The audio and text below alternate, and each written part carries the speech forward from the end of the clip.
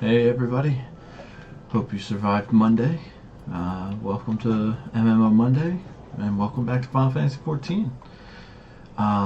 We finished the second, we finished off the second, what do they call them? Light Wardens, haha.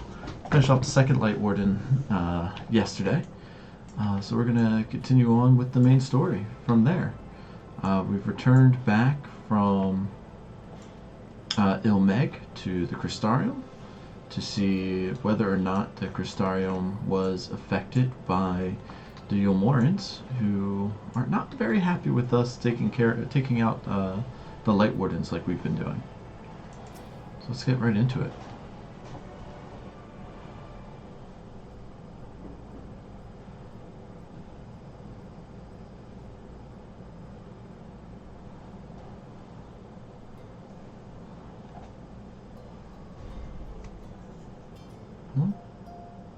It looks peaceful and calm. All seems well at the Crystarium. Yes. Yulmor was plainly more concerned with finding us. How flattering.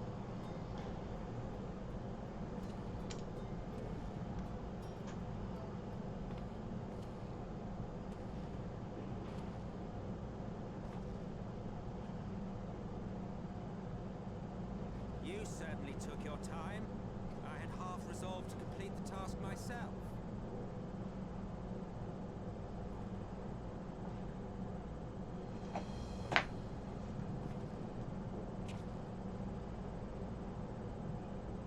And you are... We know who they are. Well, if you've played the rest of Final Fantasy, you have. Of Guardian history, one would find yonder visage on many a page.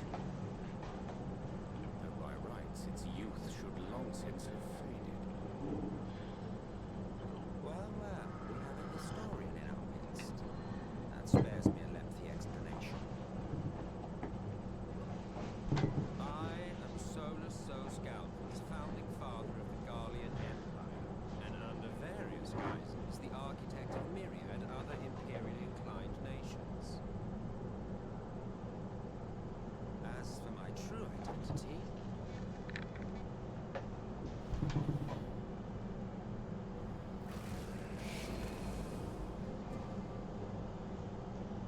I am Emmett Sell. I see. We're not fans of these guys. Gaius spoke of you. A native of the source. Equal in rank to La Habrea. And you came all this way just to introduce yourself to us.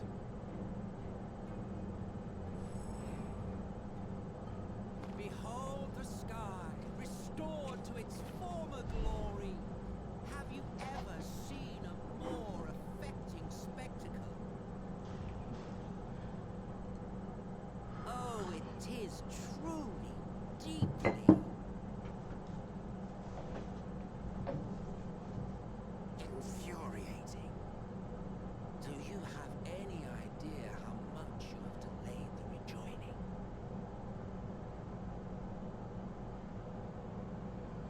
Yeah, I figured you wouldn't be a fan of what we're doing.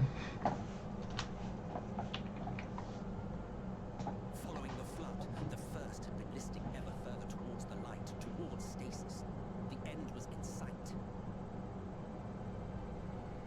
Enter man and his indomitable spirit. He would haul the world back from the brink. And adding his lumpen weight to the power of growth, he duly tipped the scales, if only by a fraction.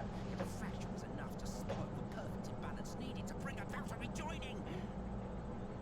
Mankind continued to live in idleness under Vorthry's rule. All the conditions would have been met.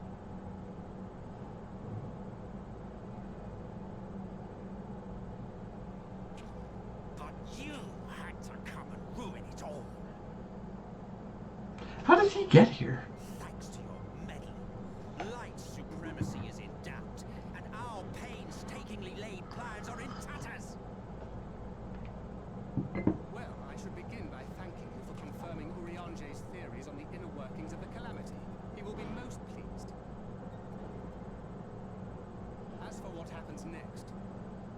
suggest you admit defeat and walk away. Happy to let me go, are you? Because the murderous glint in your eye suggests otherwise. Indeed, it is enough to make me think better of confronting you alone.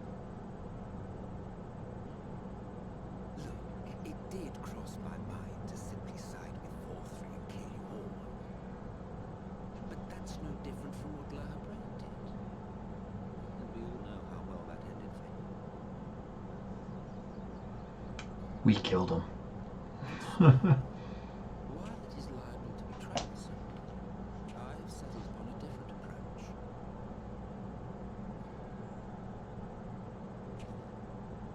Cooperation.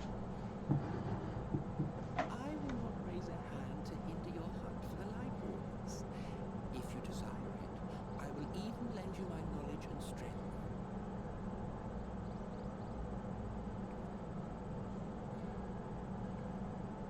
Since time immemorial, you and yours have labored to rejoin the 13 shards, at the cost of countless lives. Do you expect us to believe that your objective has suddenly changed? That's a little bit of a stretch. Our objective is the same as it ever was.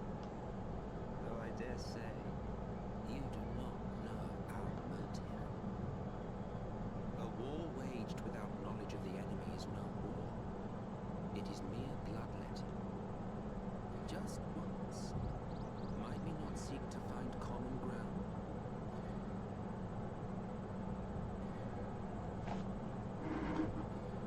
For good or ill, I am immortal. Provided I have the inclination, I can always begin anew, scheme and conspire to my heart's content. But this time I thought that I might instead try to see eye to eye, to understand what drives the hero of the source, to determine if our goals are truly incompatible. So come. Shed your preconceptions. See beyond the unscrupulous villains you take us for. And they're even making the villains All is said and done, interesting, find ourselves pleasantly surprised. other than just Discoverers of a path of cooperation. flat villainous creatures. Think of it.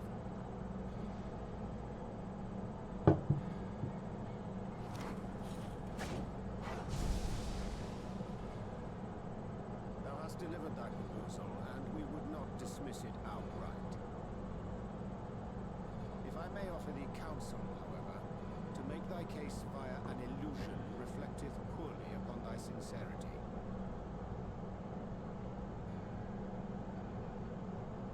My apologies. You will forgive me if I'm not entirely at ease in the presence of a famed Ascian slayer. I felt it only prudent to take precautions. Nonetheless, your counsel is duly noted.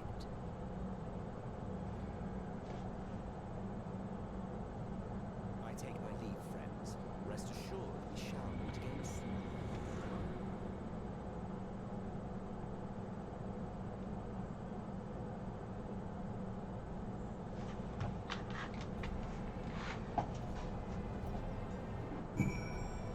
Well, that was an interesting turn.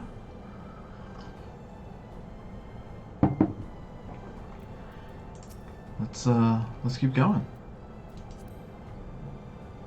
Cooperation? He can't be serious, can he? Well, we've certainly been given much to ponder. But first things first, we should report to the Exarch. You can run along, Lund. We're perfectly capable of handling this little task. In light of your recent exertions, I'd say you've earned a rest. Go on, take yourself off to bed. We'll see you later, refreshed and ready for more.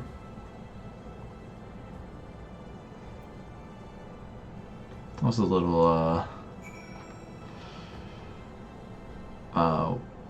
patronizing. There's the word I was looking for.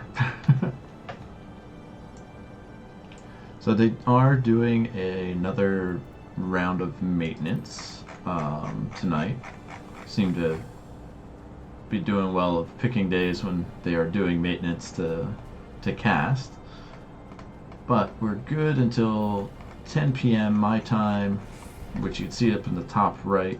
It's currently 6:43, so we got about 3 hours before we need to hop off. So we'll just make the most of that.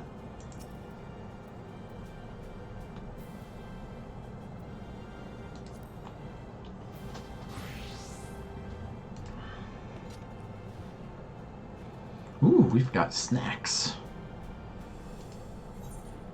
Yeah, let's go ahead. Retire to our quarters. We get a sandwich basket. Ooh. So that'll be fun for our house back on the 1st. It is currently not very well decorated. I've been a little broke since I bought the house. Just used the furniture that I've collected throughout the course of the game. Sort of minimally decorated it.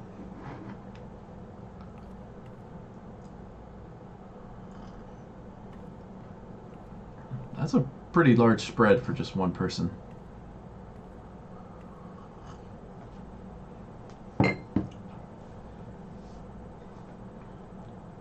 I hope the past few days have not been overly taxing. Pray, take your rest and enjoy. On the XIV, is it? With that mirror of his, he can watch your every move, you know. You probably think you're talking to yourself. Still, he's keeping you well fed. Yeah, the amount of times I talk to myself, anybody who spying on me would probably be very concerned for my mental well-being. But so much about him remains shrouded in mystery. Like, what was he doing back in my day? There was no such person when I was around. A lot's happened since the flood, though. Since I was set adrift.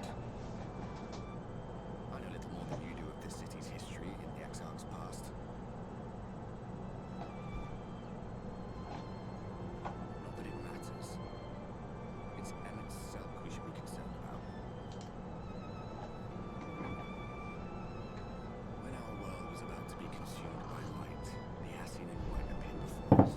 He said that the only way for us to live on was to bring about the rejoining.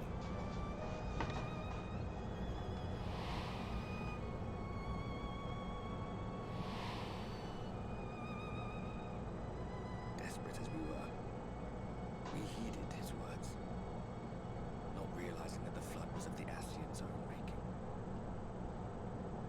Somebody got They duped. can't be trusted. None of them. But Emmett Selk had one thing right. One should not fight blindly. That's what we did. And it cost us everything we held dear.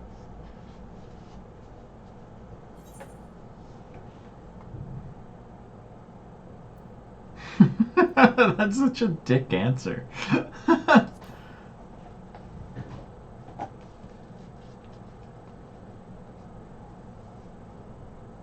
You mean Seto? Well, that's... Aye. I suppose you're right.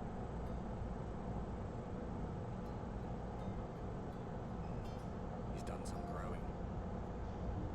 When we were traveling together, he was nowhere near as big. And he obviously couldn't speak. I had no idea how much that medallion meant to him.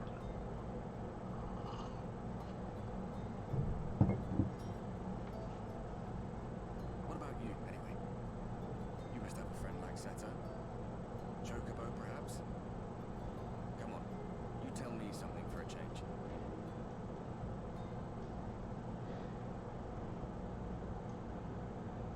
I'm liking this interaction. It's pretty cute.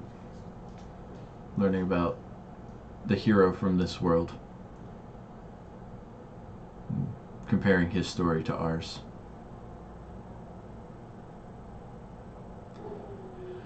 The sleeping dead on your back like that seems, one, uncomfortable, and two, does anybody actually do that? I'm a side sleeper myself.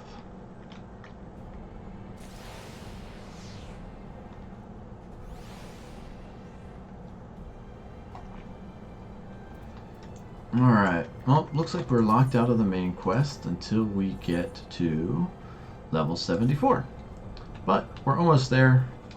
Got like, what, a quarter of our XP bar? Well, it's been a little while since we've been here, so we might have a couple of the job-specific quests with our dwarf friend, Gyat. Gyat shows no sign of having ceased drinking at any point since your last meeting. And since it has technically been several days in game time, that's pretty impressive. Go. And who are you? You looking at me? You got something to say? Got ya. Of course I remember my new partner. And I ain't drunk neither. I'm a dwarf. It'll take more than, well, however much I had to get me under the table. And now you know one more thing about me. This will only strengthen our fellowship, I'm sure. But we'll need more than just a sense of camaraderie if we're out to take down Sophrosine. So I'm thinking we should start with observation. Get you a look at its healing powers. Let you see what we're dealing with. Now, this is the perfect place to overhear the right sort of information. If you listen. Don't get the wrong idea. I don't let it get in the way of no important drinking. But I do pay attention. Anyway, what I heard is that Sophrosine's been spotted in Colusia. Then I remembered there's a little pub over in Stilltide. The Leaky Keel, it's called. They make a decent brew. Some of the folks there should be able to point us in the right direction. Alright, looks like we're going drinking with Gyat. And we already have that unlocked, so we can just teleport straight to it.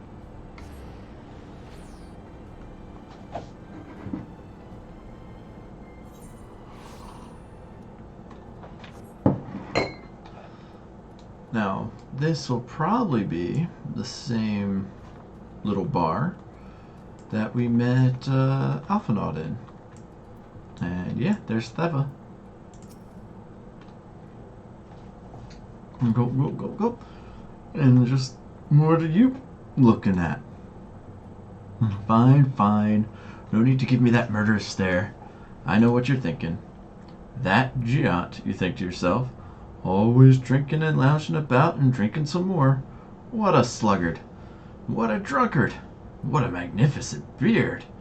Oh, I wish I had a beard like that. Yes, I know. You don't need to explain yourself to me. I like Gyat. He's fun. We really should work on finding you a sense of humor. Maybe deal with that after Sophrosine. It might take a while.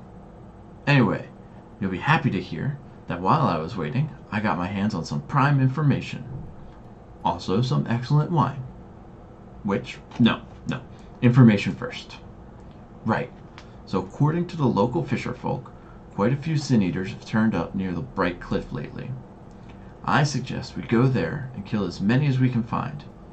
We can't say for sure where Sophrosine will appear next, but if it's in the area, it won't pass up a chance to revive its fallen friends, right? And while we're at it, you can vent some of that pent-up rage you've got. Don't need to be pretty, so long as the job gets done. Just make sure to find me again before Sophrosine shows up, you hear? Alright. So off we go to find Gyat. No, not going too very far.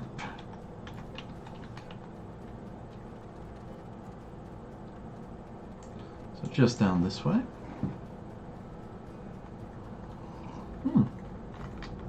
Another hunt, so let's go ahead and just deal with that real quick. Next time I'm back in the Crystarium, I'll be sure to stop by there and refresh my hunt list and see if we can buy anything with the few nuts that we were able to achieve already.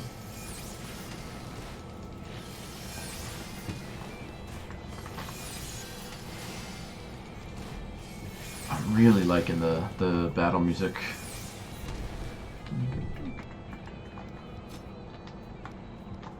Alright.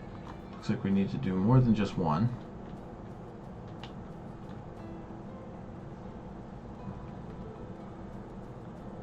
So we'll make sure we get another whiptail or two before we head out of this area. For right now, we'll take care of this one and then activate the destination to continue with the Geot quest.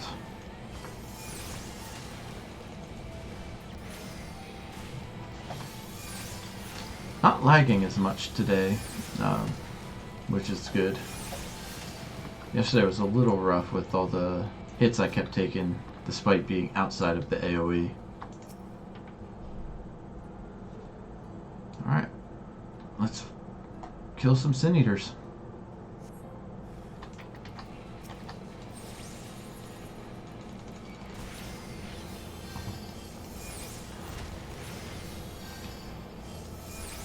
The heads of these guys remind me of that one episode of Full Metal Alchemist. I think you know what I'm talking about if you've seen the show.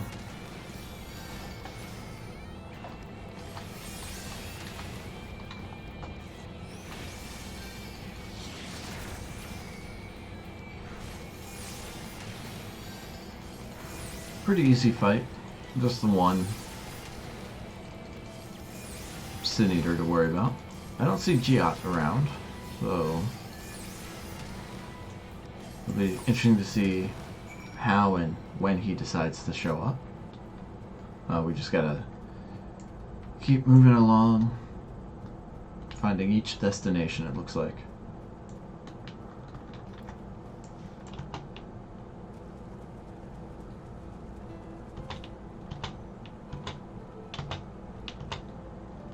Man, this area's music is just so depressing. It fits for the area, though, since this is just outside of where Yulmar is. And everybody has just given up on the world already.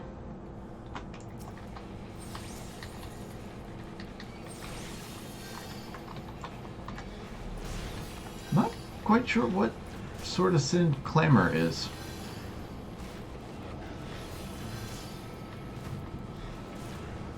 I mean, I know, like, it's synonymous with commotion and noise.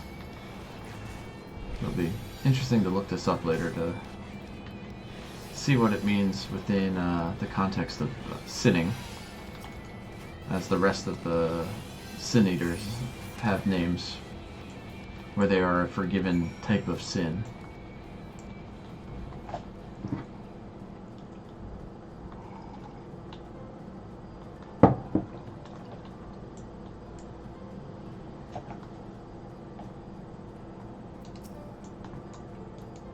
Alright, this isn't the same as the other creatures we were fighting, but still a hunt, so we might as well take it out so we can get some credit for it.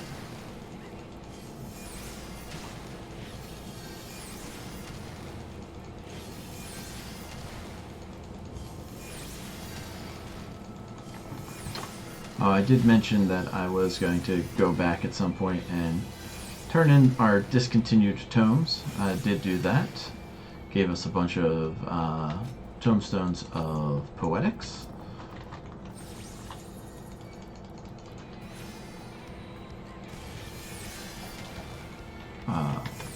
Still haven't gotten any of these tomestones of Goetia,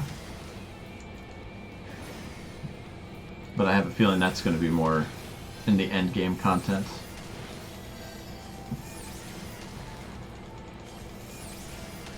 Which we've still got a ways to go. They upped the level to 80. And we're working towards 74 at the moment.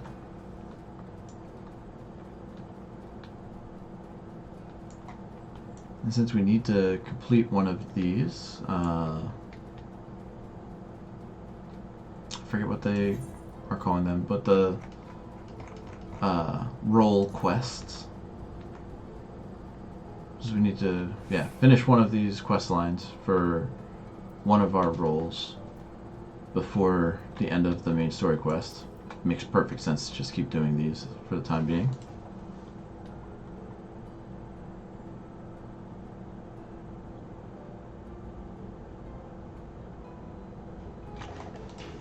Sorry, I forgot to read you up. But you should have been able to keep up with that one.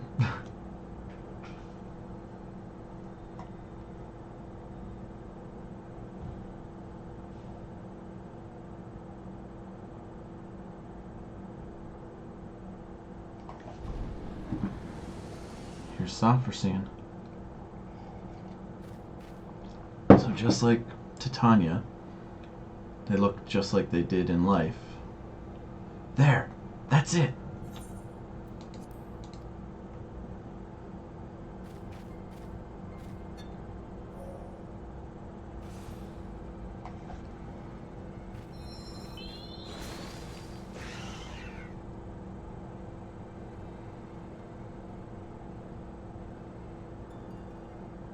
See?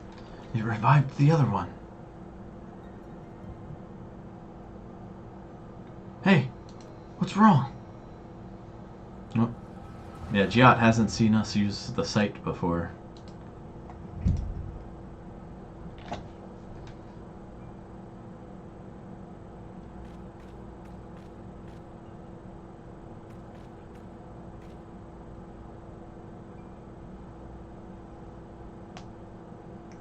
What a lonely place to die. The world outside is even worse than I feared. Someone there? You're alive. Well, why didn't you say so? Can't do much for the dead, but the living, that's a whole other matter. So this is how Sophrosine met Ardbert when they were both starting out. I can't believe it. All my wounds healed. Thank you, kind stranger. You sure are lucky that I passed by. You really might have died, you know. You'll hear no argument from me. I was a fool. The thought that the hobgoblin I was after might have friends lying in wait never so much as crossed my mind. I shouldn't have been out here alone. With your magic to keep me fighting, though, their numbers wouldn't pose such a problem. What do you say?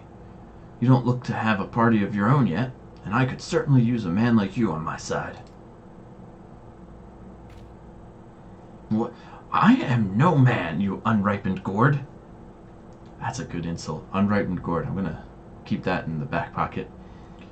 Why, I've never been so insulted in all my life. Let me tell you what's what.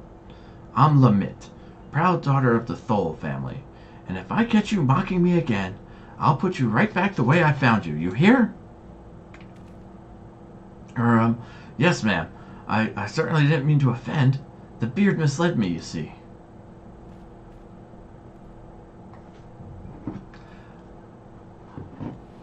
I've never been more incentivized to level up all of the roles to level 80. And that's that!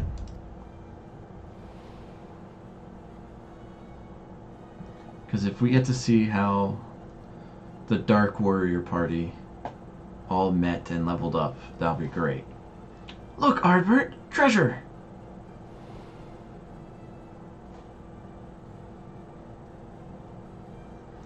You certainly look the hero. Now let's see you act like one. Playing the classic Final Fantasy theme while it's going. Oh man, I know I keep saying this, but I so appreciate all the stuff they did for this expansion.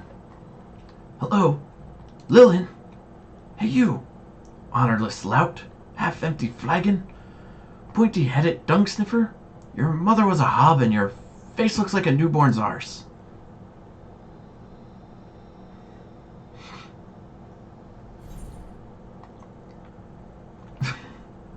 Well, that was colorful.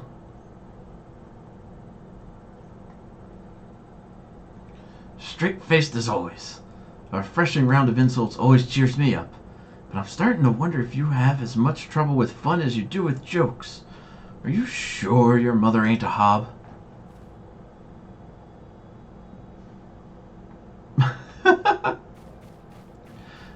Fine. Never mind. At least we got what we came for. And you didn't miss much. After Self-Esteem brought the other eater back to life, they both floated off to who knows where. But what happened to you?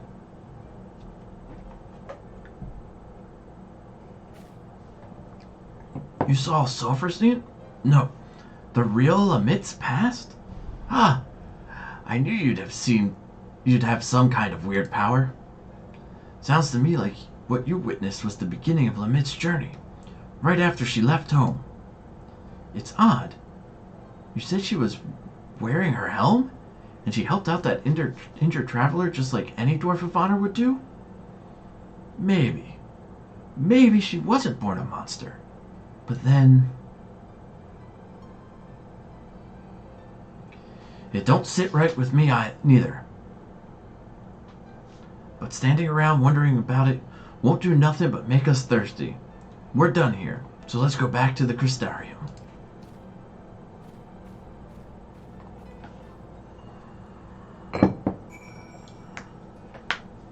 Alright.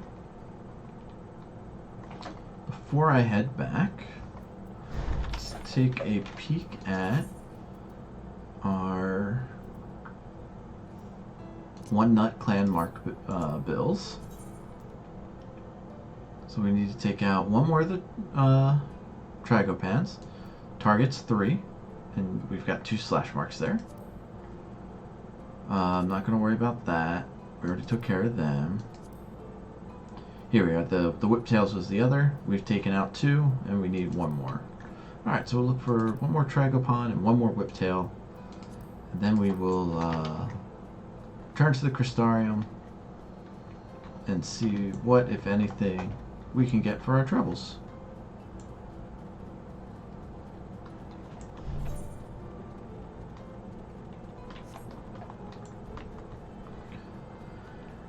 So we saw both of them somewhere back this way, I believe.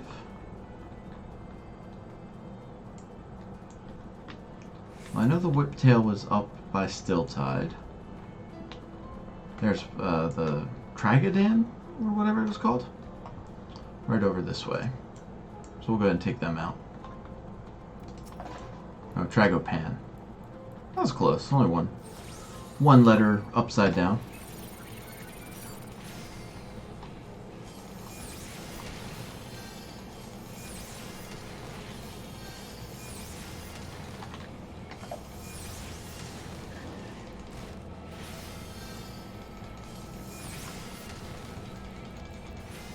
At least these guys are pretty quick to take out.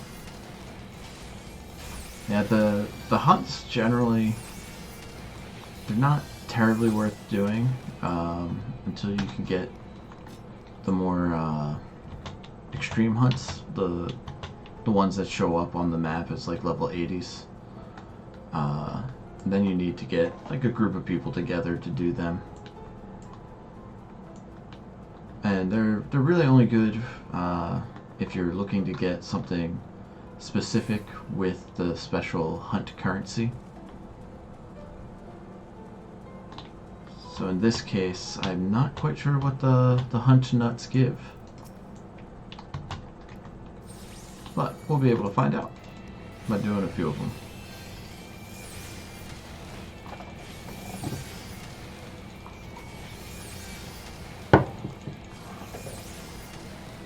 Oh, I should eat some caramels. We're just going to be killing some creatures.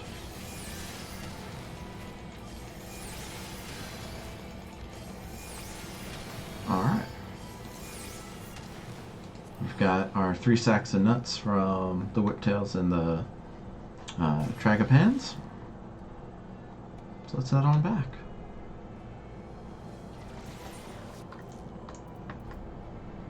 Okay, yeah, I did equip those. Oh, that's the wrong direction. I want to go this way to deal with the nuts first, and then we'll go deal with Giat, the other nut. The drunken nut, if you will.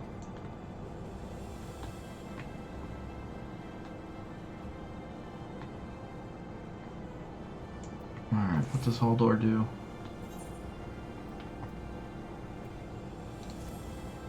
I think he'll give us the,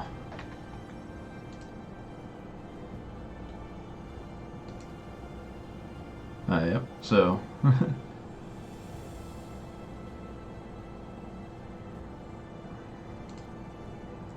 It's about time if you...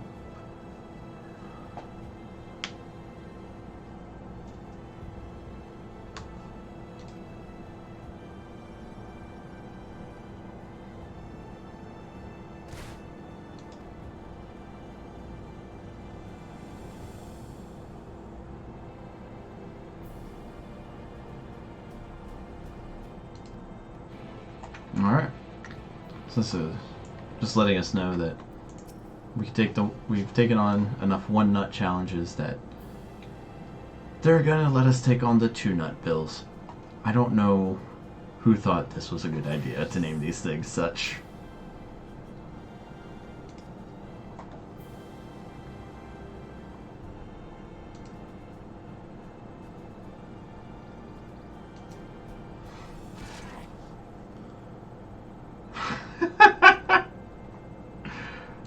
Their dialogue is fantastic, though. Alright, we can now take the 2 nut marks. And then we need to get to level 76 before we can take the 3 nuts. So we've got a few levels before we get there. So we've got a total of 12 nuts. I am definitely going to want one of these at some point. But we got a ways to go. It doesn't look like they sell anything other than a couple of minions, a furnishing for your house, an orchestration roll, and then materia if you are in the crafting business, which I very much am not. So, let's go ahead. Let's just go ahead and take all of our new bills. So if we run into anything with a tomato guy over his head, we know we can pursue him and try and get some money.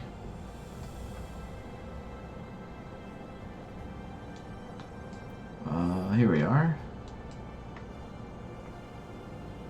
We're going to go to the markets, it looks like. Alright. Let's go catch up with Giat.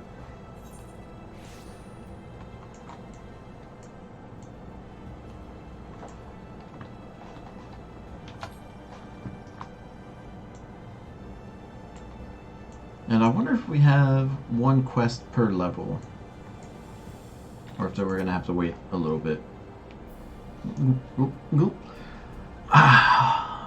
Nothing like a flagon of ale after a job well done. Don't give me that look. I did stuff this time. You saw. You also saw Sophrosines work its magic. But since you haven't said nothing about it yet, I'm guessing you didn't have no sudden revelations about how to stop it. Don't worry. I didn't expect you to solve my whole problem just like that. I only need you to remember what you saw today. Keep it in mind, then maybe something will come to you when you're working your magic elsewhere. Me, I like to think while I drink. It's the most efficient way. So you can find me here if you need me. I'll let you know when I have a plan. Okay, so it looks like he is also not good until level 74. In that case, we're going to need to do some stuff to level up. I could use some more equipment. So Don Meg is a good place to go for that. Now, Titania did not give us any equipment, but let me see if I just missed it or if it went to somebody else.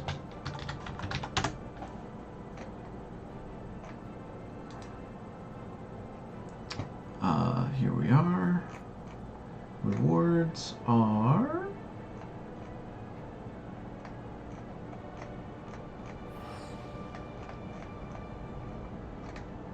no rewards. Okay. Yeah, so we'll go ahead and run Don Meg again. Get some more equipment. Get some levels. I went the right way.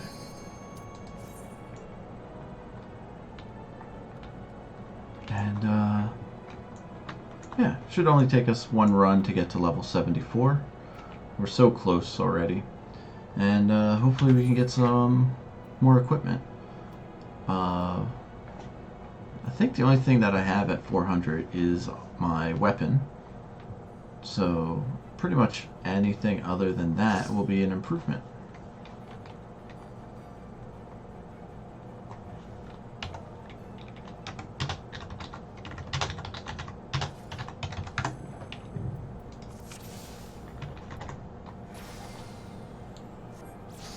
Oh, I don't know about our tank. Not with that name.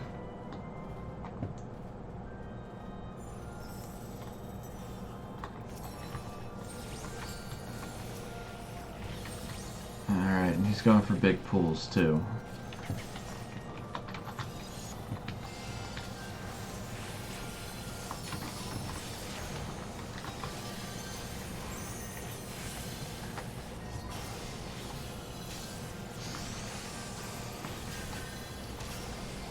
And just getting melted again. I have not played as a tank, so I can't say with any sort of authority. But one thing I've noticed is that paladins seem to soak up the most damage without needing much in terms of healing. Dark Knights do the most damage, but definitely get the closest to dying most of the time. They definitely keep me on my toes. Alright, he's got his shield on him still, so I don't need to worry about that.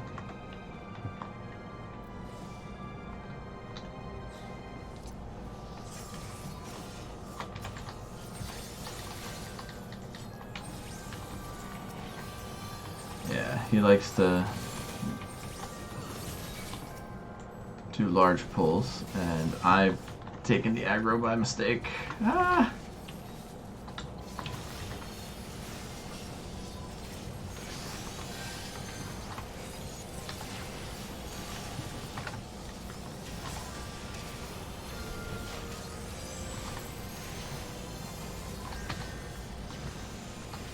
Alright.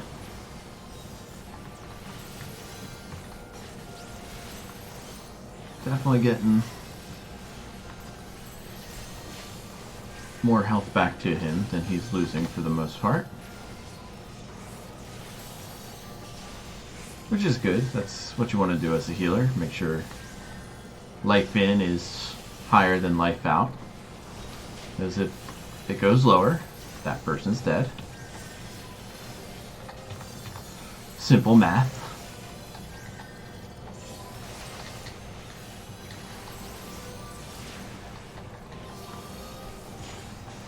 Let's see here, we've got a dancer and a red mage as our other two party members.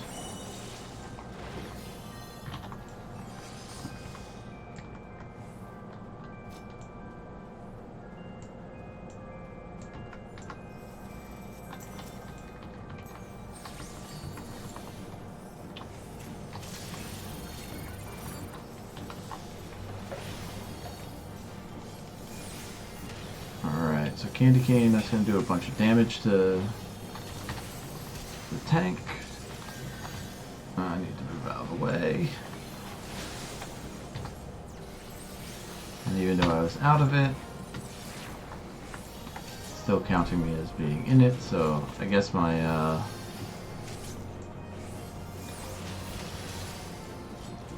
initial thought of being out of danger of the oh, yeah, I am not going to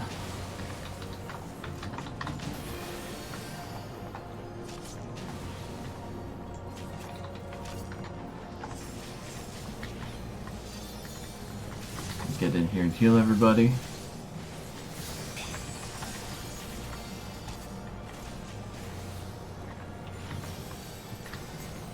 Gotta move.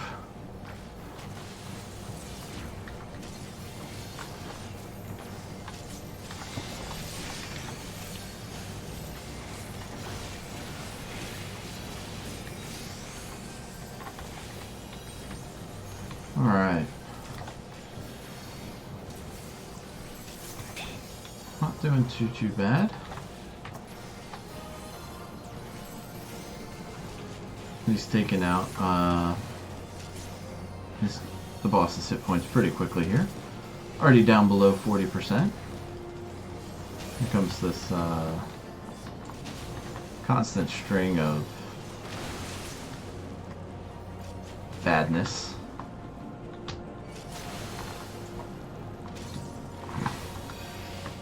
Yeah, my lag is not helping me out with this this fight at all.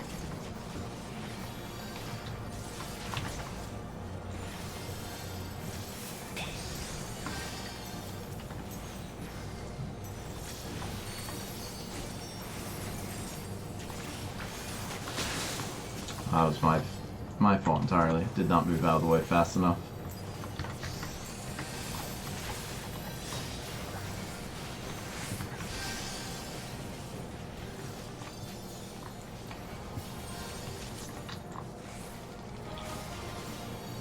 I do like how much easier they made controlling the fairy with regards to healing.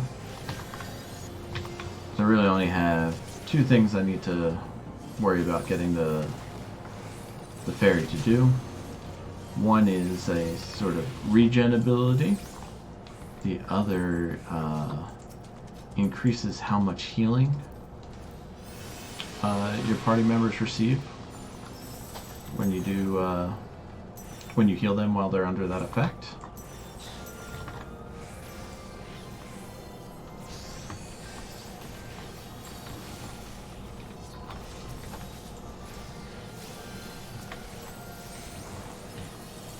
Alright, looks like he's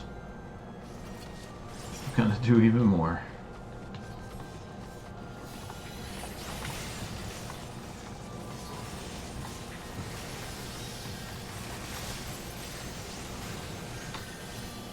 Oh boy, that's a lot of AoEs suddenly.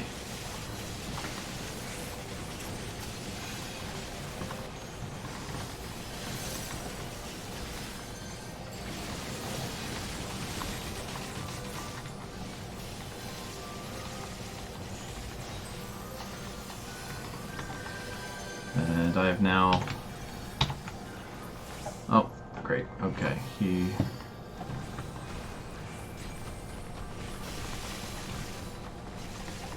decided to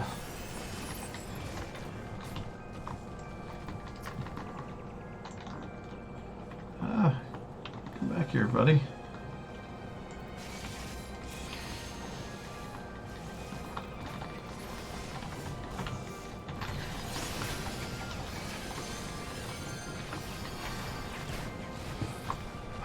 Ah.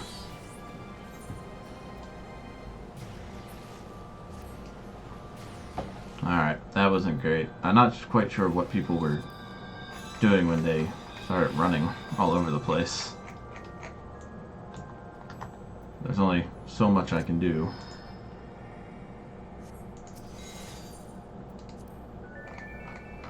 Hopefully didn't start off the fight already. because I need my hit points or magic points.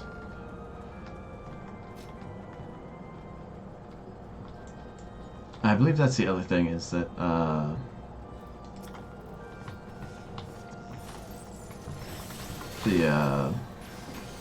what are they called? Dark Knights are more magic based than physical based, which I believe the Paladin and the Warrior are both physical based.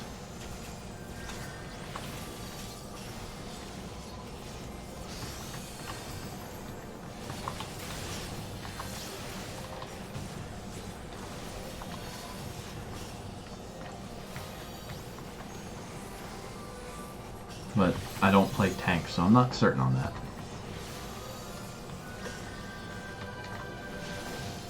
But every class is defined by their weapon. The Paladin is the classic sword and shield.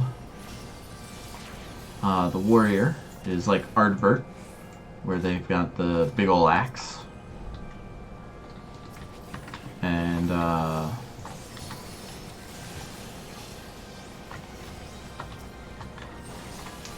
the Dark Knight is a big two-handed sword.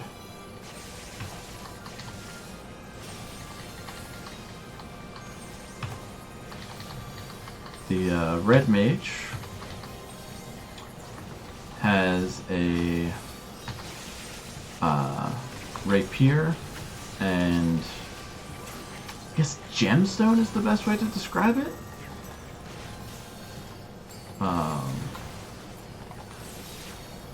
And you can see they'll do melee attacks and occasionally turn their...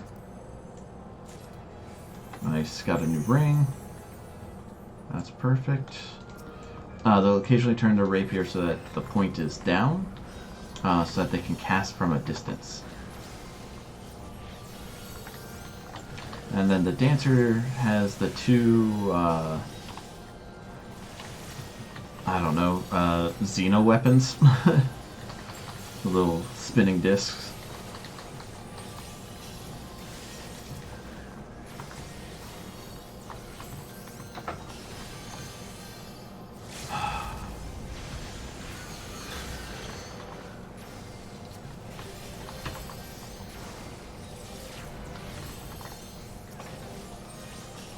If anybody knows what those are called, please let me know.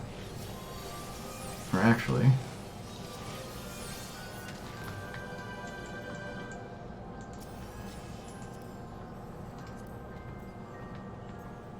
they are called... Thathlums, apparently.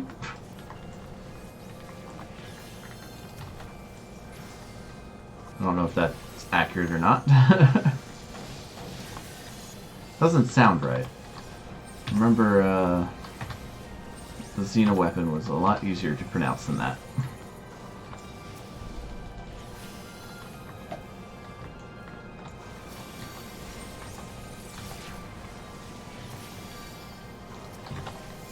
Again, I was clearly out of the AoE, still took it straight to the face.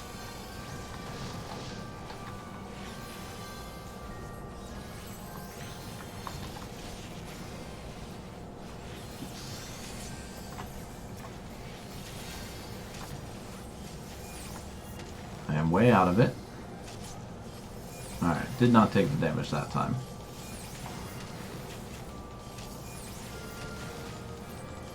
I wish I knew why it decided. Some of the time I have to take it, other times not so much.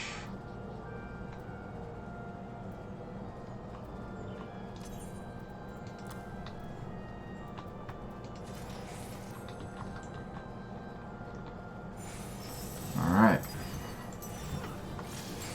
Now this time, let's see if I can actually block the seed things that make him grow, as opposed to moving out of the way every time.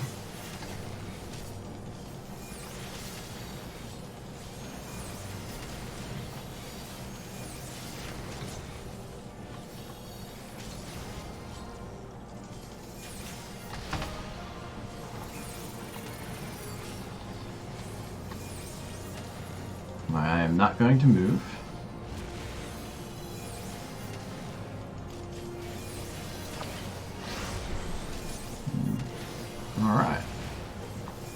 I did things correctly this time. It happens once in a while.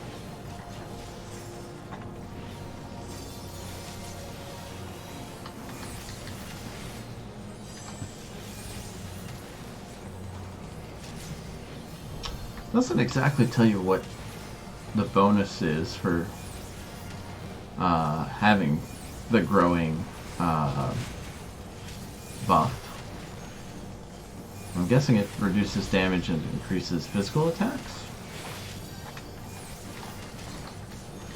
If I had to guess.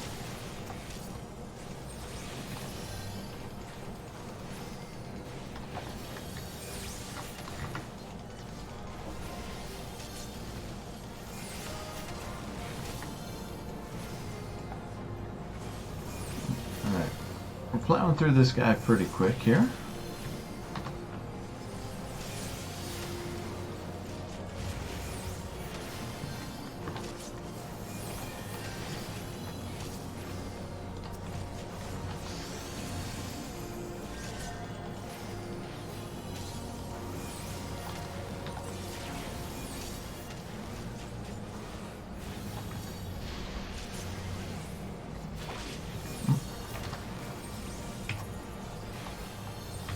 Hit with the root again.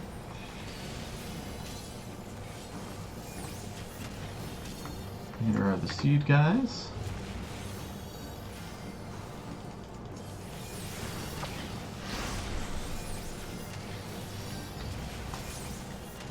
I think somebody is missing their seed.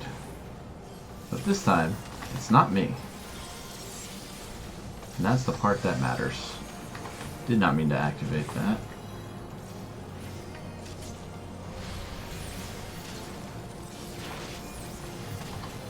Alright, almost finished with this guy. He's got 4% left.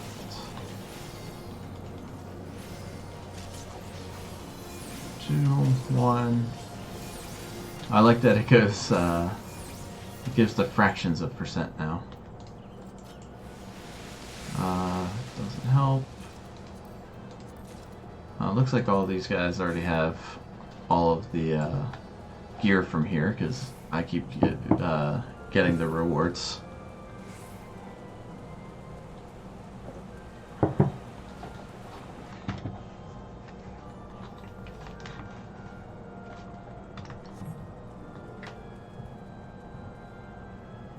Lots of fending stuff.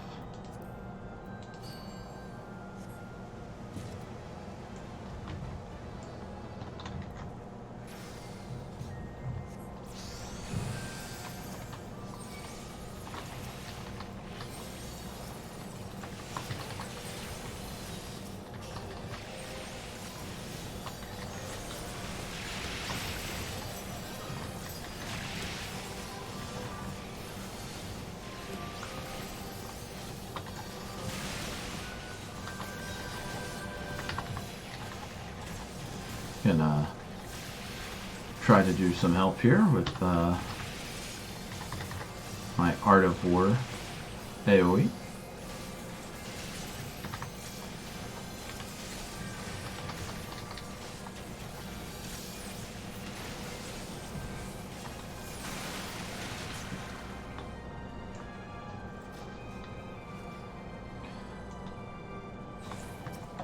That's right, the seahorse.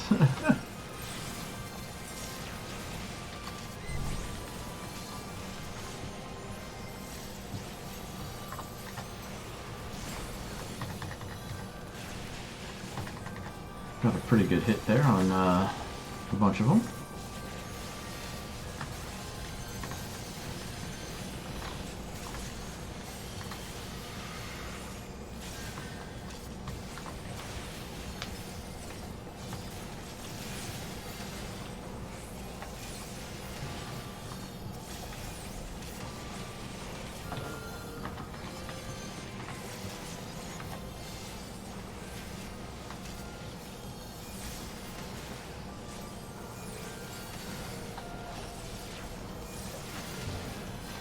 Alright.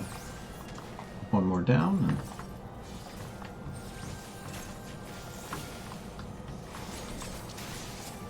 good old Oogie Boogie Slimer hybrid here.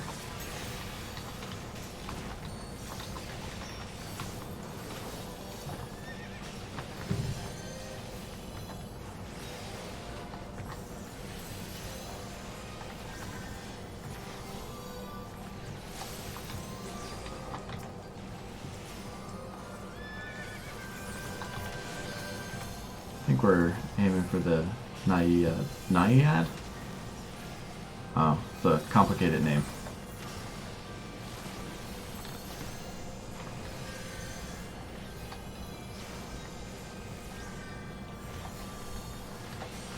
Oops, wrong spell.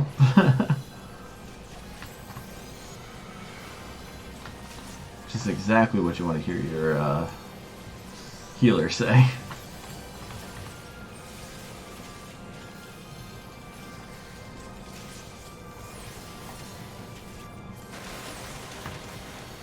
Alright, up we go. And yeah, we're like on the verge of leveling up already.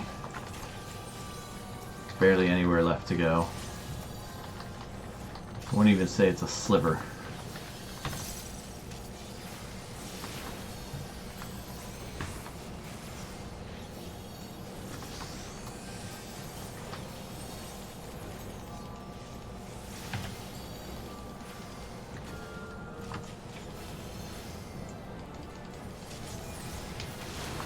I now have recitation. I already forget what that's supposed to do. Alright, allows the execution of Aldequin, Succor, Indomitability, or Excogitation without consuming resources, while also ensuring critical HP is restored. Alright, so it looks like I want to cast that before I cast a healing spell.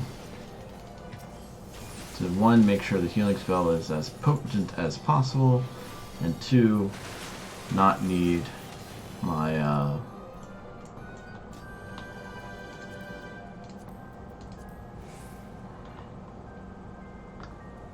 that sucks. I can't take any of that loot.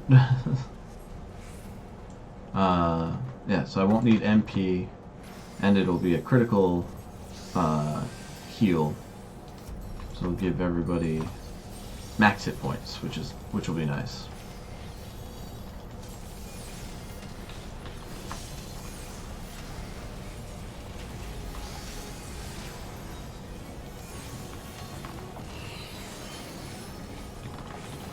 Start getting the bleeding off of everybody. And I was looking at him, so I've been imped. Dumb of me. I was too busy trying to get everybody healed.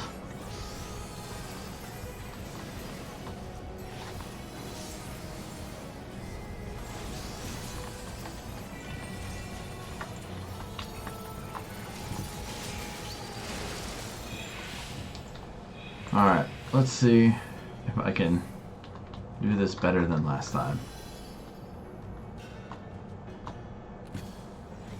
Really, it's just a matter of getting myself lined up first and then running.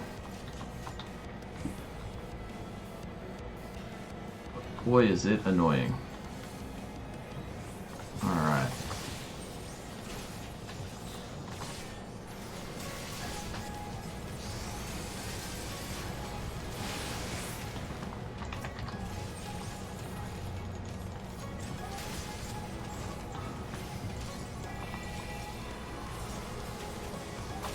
You play a Song of Terror. Oh, okay, this is where he turns into the creepy blob. And I want to make sure I'm standing between tentacles as best I can. Oh, gotta run. Don't want to stand in front of his mouth, because he just barfs like that and it's really gross.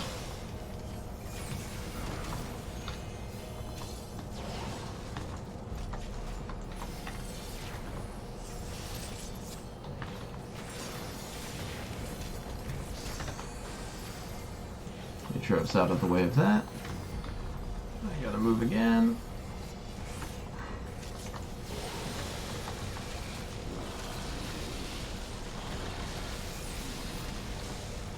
The dancer class sounds super complicated. With his particular finishes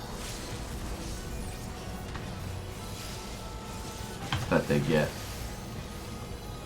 I'm not quite sure why they thought it was a good idea to use the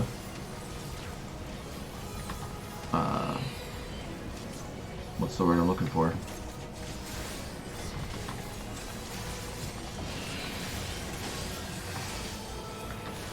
Gotta get everybody a sonad.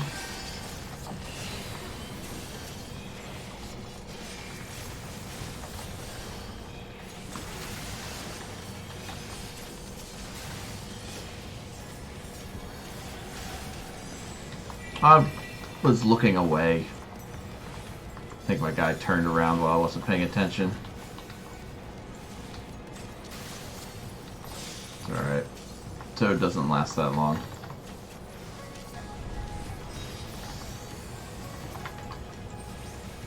It's more annoying than anything.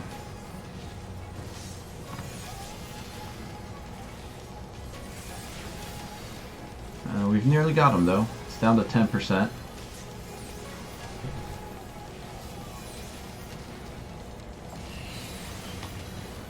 I'm gonna ignore the fact that we're bleeding, just because we've nearly got him. There we go. Give it to that guy.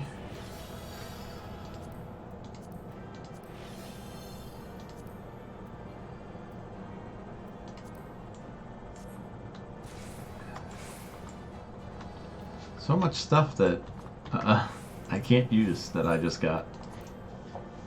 But we've leveled up to 74.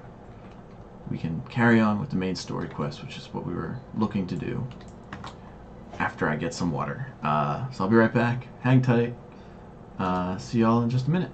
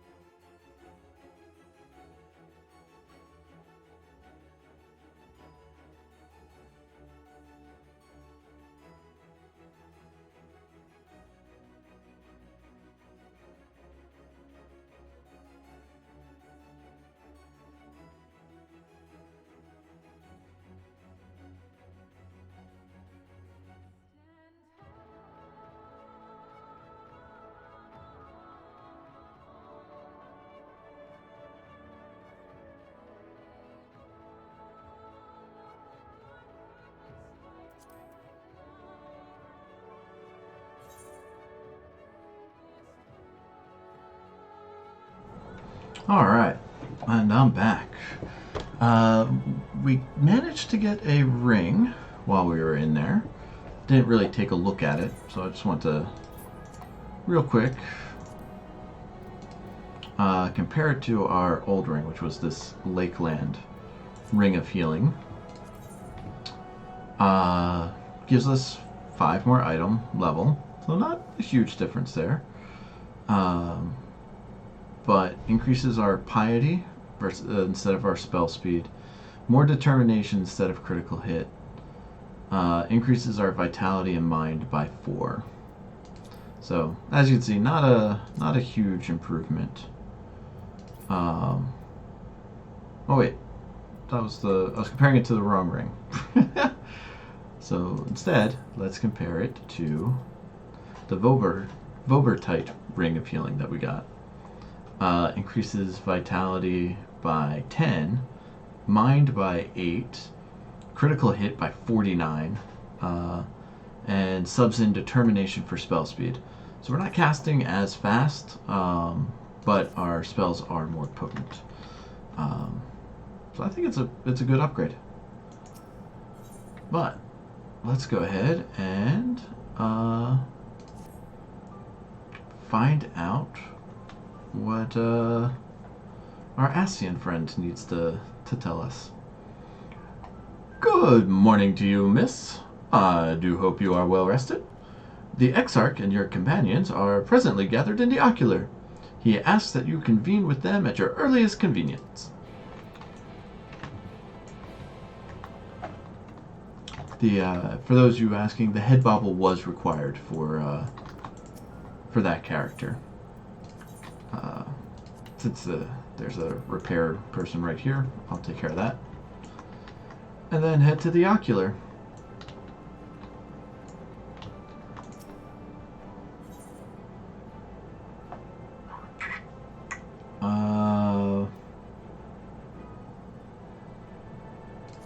Guess the Plaza's the closest one. No, there was a closer one. I just don't remember which one it is. Yeah, it's the one right at the base of the stairs. Okay, it's the Dosal Gate. I'll try to remember that for next time.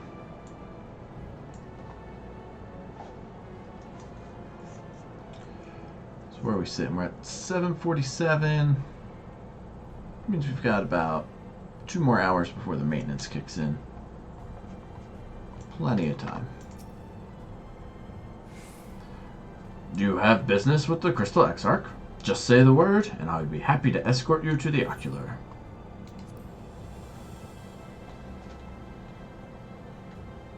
Off we go.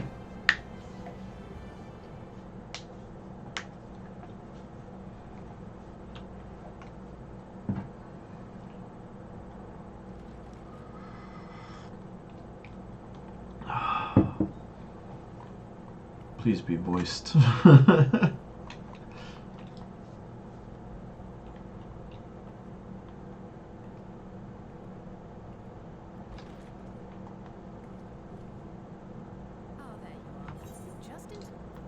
Oops. Misclicked.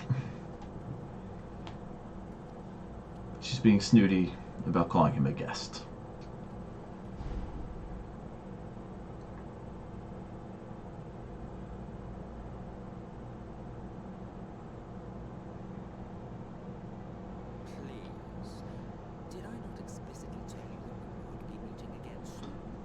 Thank you, Emmett. I was wondering why we looked shocked.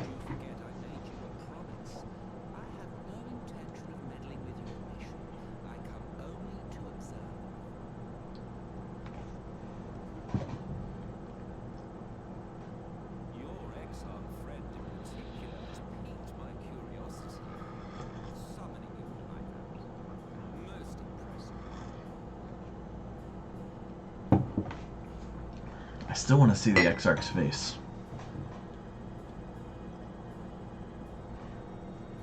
You honestly expect us to believe you've come only to observe? Or that you might deign to lift a finger to aid our cause if called upon? Even if there were a sliver of truth in your words, I would never accept your help. Not in my darkest hour. Not after all the suffering Comet has wrought.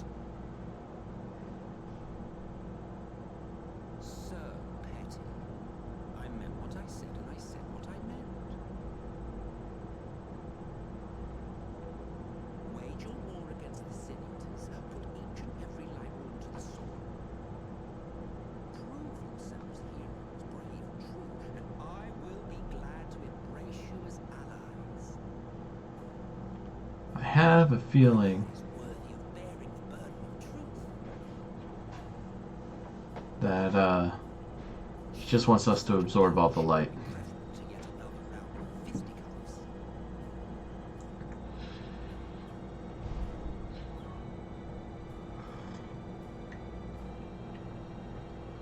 Thus did the olive branch wither and die.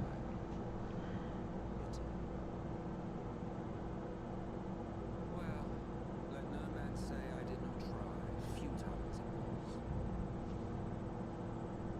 Though I suspect you will seek me out when you grow tired of making the same mistakes. Difficult decisions lie ahead of you. Decisions best made with the benefit of knowledge to which only the eternal are privy. Never explained why they're immortal, or how they're immortal. For now, I shall resume my shadowy vigil. Whatever you choose to do, make sure it's worth watching, would you?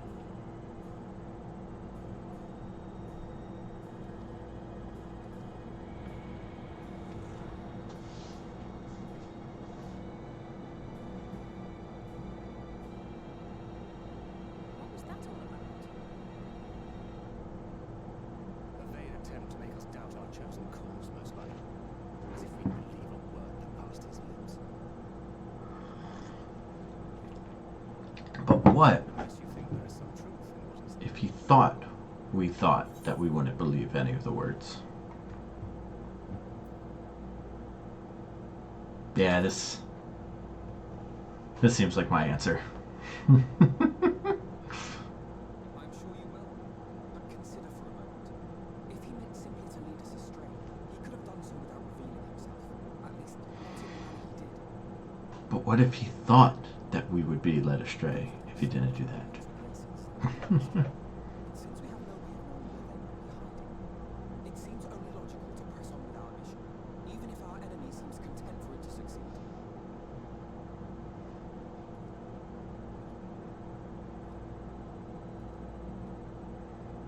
Then let us discuss the Sinitons. I would begin by thanking you all for your efforts thus far. In striking down the light weapons of Lakeland and Melbeck, you have accomplished more in your short time here than all of our forces managed in the last century. That may be. Wardens of Calusia, Amareg, and Rakti have remained. Indeed, and their precise whereabouts are as yet unknown. There's only 5 total. Which is why I propose we divide our forces and conduct a systematic survey of each region. Once we have found our quarry, we may then determine how best to proceed.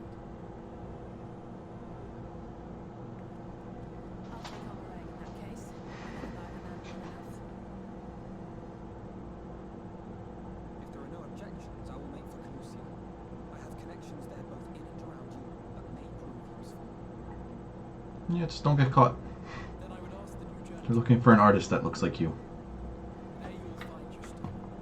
With her assistance, I doubt the warden will evade your grasp. Is Yushta like a conjurer you and Arianji used to talk about? That's right. Though we haven't spoken much since you left the forest. I fear I may be too awkward. I had every intention of relaying the news of your arrival, but she is disinclined to speak. You have visited her, have you not? Might I trouble you too? Twould be no trouble. My thanks. While you are all out in the field, So, I shall be here attending weird to pause business. there. I had somewhat fancifully contemplated joining the search myself, but other matters demanded my attention.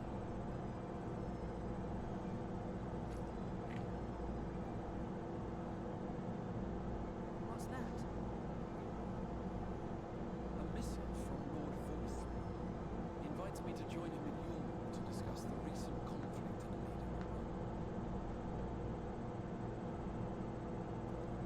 And did he even bother to offer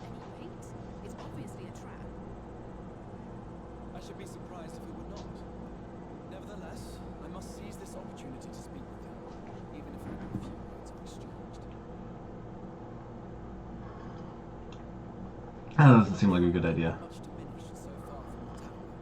It is a risk I'm willing to take.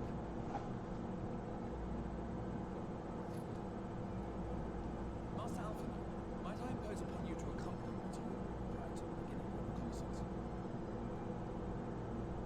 Of course. Then let us make ready. Safe travels to you.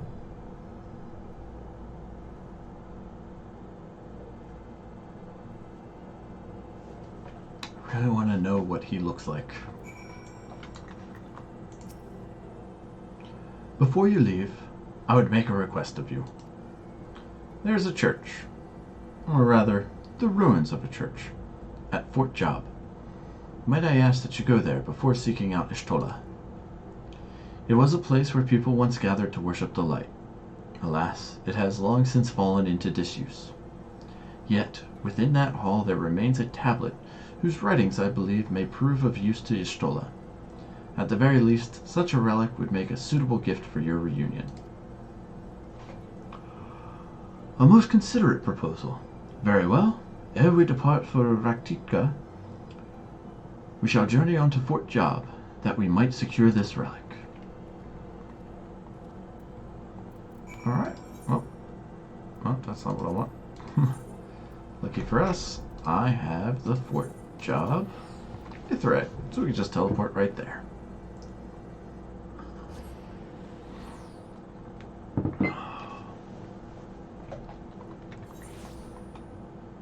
I think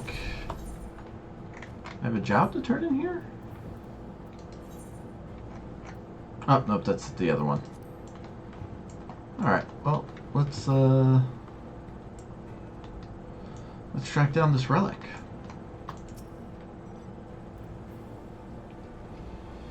Here, amidst these ruins, we will find the Church of the First Light, and within that hallowed hall the tablet we seek.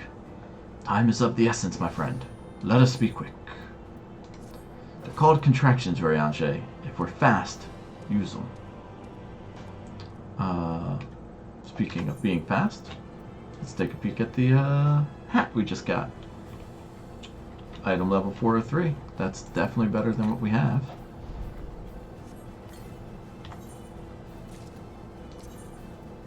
So we'll switch those out. Oh, that looks terrible. Although I do like the headband bit. I just wish it didn't have the hood associated with it. Hold on. It's not a Pfizer one. Man, part of it is cool. The other part, not so much. Alright. At the height of Lakeland's prosperity, these sites served not as man's final bastion, but as a testament to its ingenuity and architectural prowess. The Church of the First Light was responsible for many such marvels, building majestic chapels in every corner of the realm. Alas, the flood with its inexorable tides would drown nigh everyone, and did all but put an end to the religion as a whole. For the creatures which then did rise from the fulgent deluge were seen as agents of divine punishment, sent to devour sin and sinner both, whence came the name of Sin Eater. The people were lost, seemingly forsaken by their God. Yet, where there is light, there hath ever been shade, and 'twas in the dark they sought solace. The most devout of these worshippers of shadow did then migrate to the Raktika Greatwood, but that is a tale for another time. For now, let us find what remaineth of the chapel here.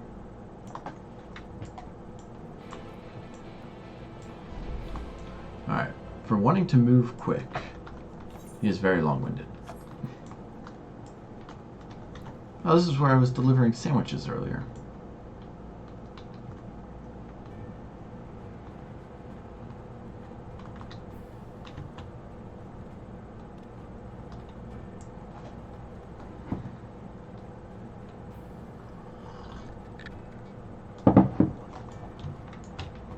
This we need to go down, so I have a feeling, yeah.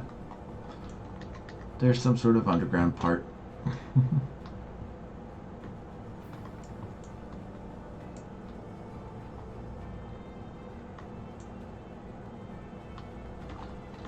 They always make such interesting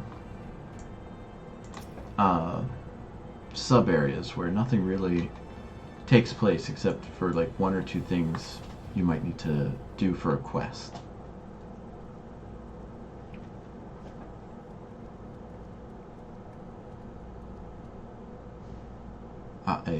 This is indeed the church we seek. It's surprisingly intact. What little is left of the churches I've seen until now has always borne the scars of decades of disuse. Its subterranean construction hath done much to protect the hall from the ravages of time, yet the reason for its remarkable preservation may be deduced from its decoration.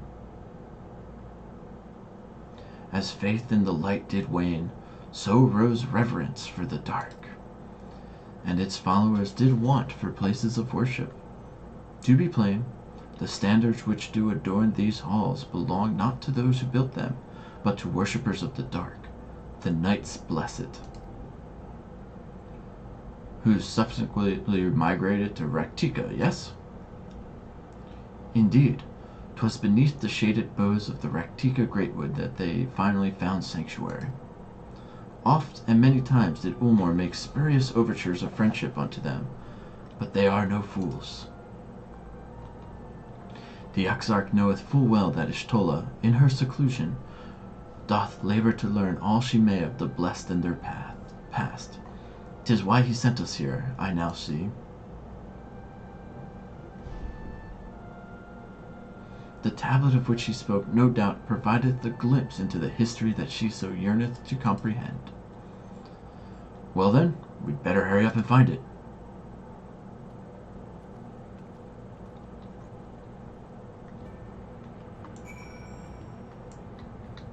Do I just search at the destination again? Oh, okay, it's one of these things. I could do without this bit.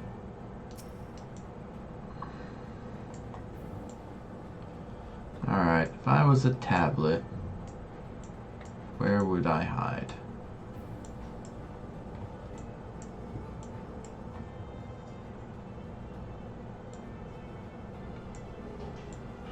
I can't really go too far, but found it. It was under the table where nobody would have thought to look.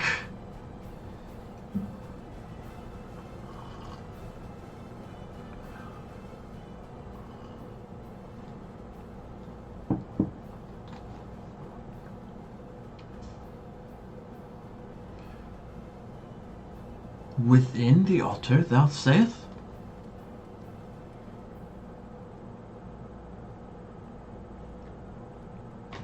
Really, did nobody think to look under the table?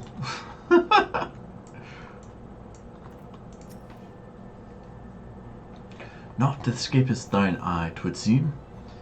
This is indeed the tablet we seek. Curious. These engravings predate the Knights Blessed. If I am not mistaken, they are writ in the script of the ancient empire of Ranka, whose capital once stood in the midst of what is now Raktika. 'Twill be no small matter to decipher them. A fine gift for our seeker of truth. 'Tis plain the Exarch understoodeth the Stola only too well. But come, let us quit this place and make ready for our journey into the woods.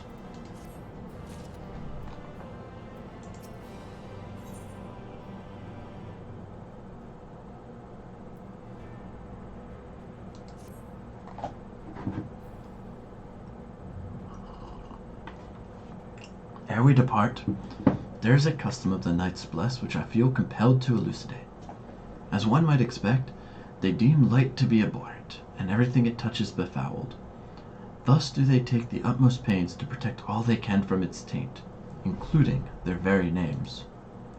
To speak plain, it is the belief of the blessed that one's own name must never be uttered in the light of the everlasting day. Yet this commandment precludeth not the use of another's. Thus do parents protect their children, and in rare cases, masters their disciples. So it is that Ishtola hath taken the name of Master Matoya. Lest we offend them, I bid you speak not her true name in the blessed's presence. With that in mind, let us speak with the guard who keepeth vigil at the great wood's border.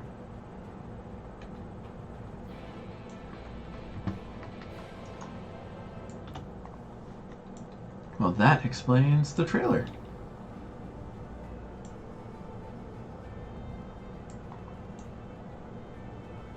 Alright, where are we heading? Not far, but far enough to hop on a mount. That's our big old behemoth guy.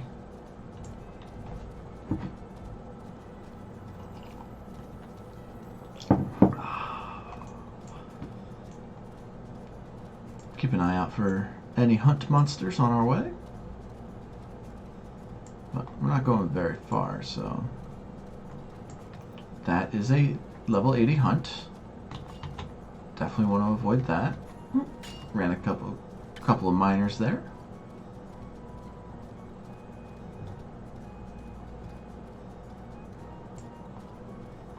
I've not done any of the gathering classes at all. On a previous character, I did do crafting, and that was quite fun. Well met, traveler. What business brings you here? Yes, of course. Right this way.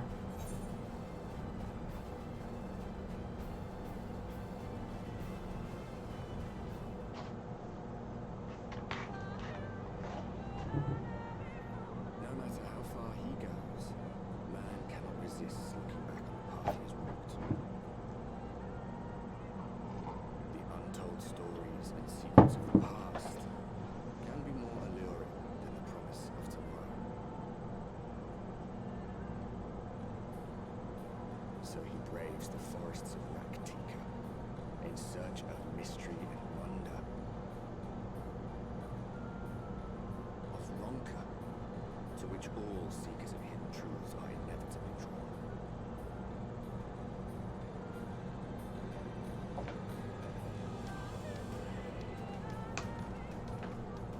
We have arrived.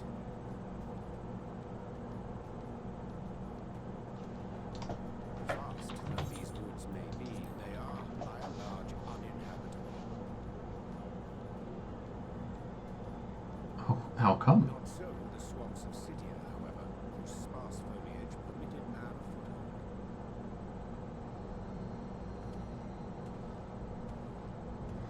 This guy's just gonna keep following us around.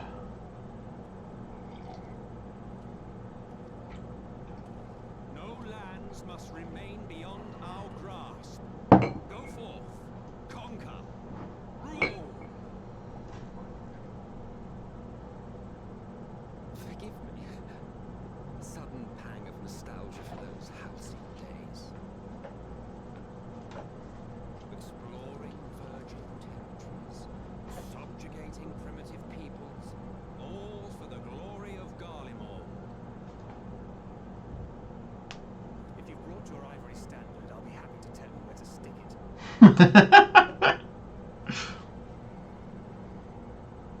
Can we not simply take a moment to enjoy the view together? Or would you rather I spied on you from the shadows?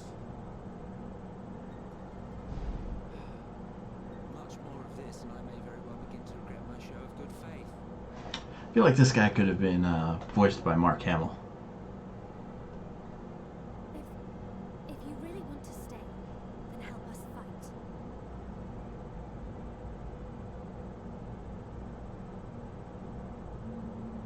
No, I think I am an observer, nothing more.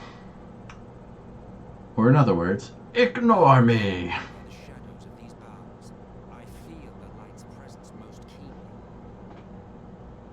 To accompany you is taxing enough. To fight is out of the question. I will suffer your company if I must, but not your commentary.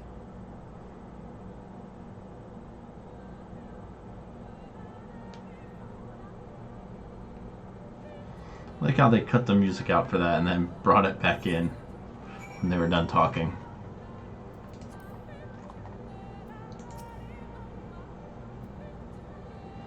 "'Tis plain our Ascian counterpart meaneth to follow wheresoever we lead.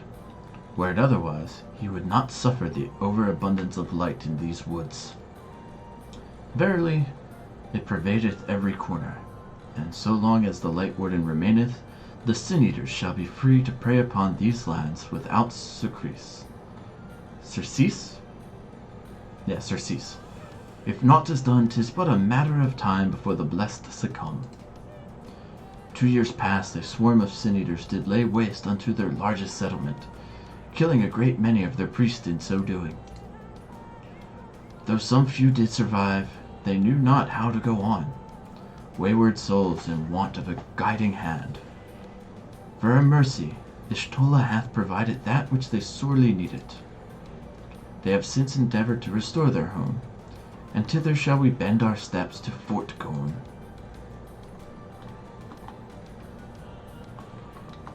Alright. Slitherbow and Fanau, the only two Aetherites that we need to worry about. But we'll go ahead and just take our mount forward.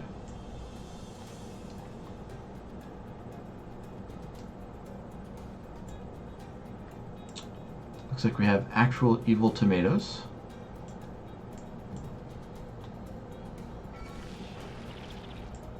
Never mind, it sounds like they're in a pot. Alright, we've got a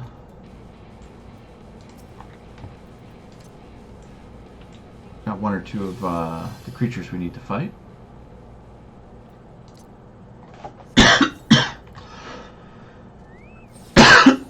So let's take them on. Excuse me.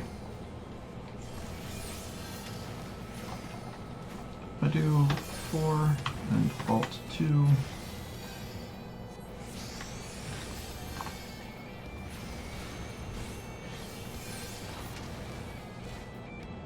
So it did do the maximal.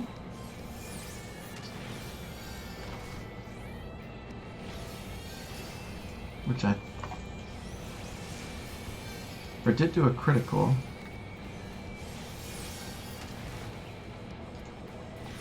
So I'm guessing when you do recitation, it does not give you catalyze. Unless I think okay, that's my bad. So Sucker can only give you the galvanize effect. Adloquium is the one that can give you catalyze as well.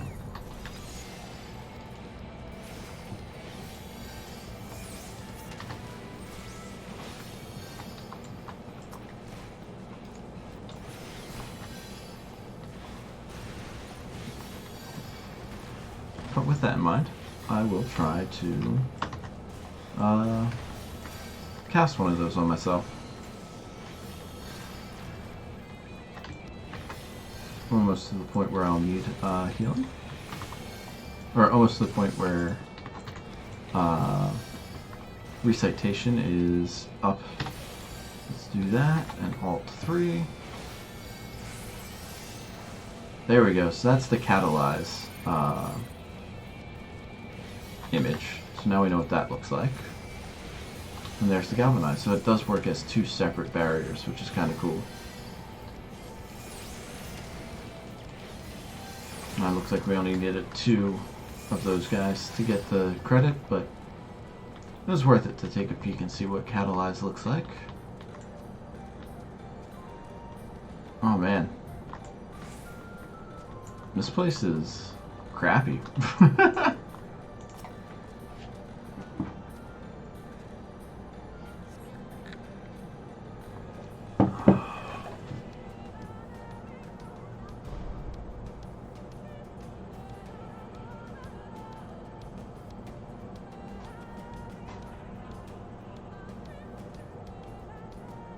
I like the music here too. Sign of recent activity.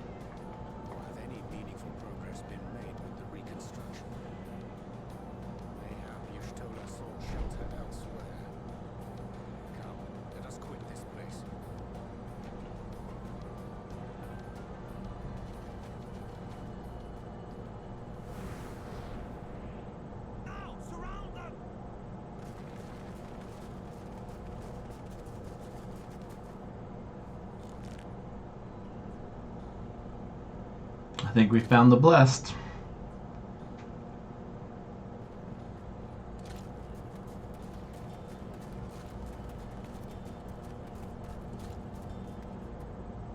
These senators, they're not like the others. There's a reason for that. Lower your weapons, please. We mean you no harm.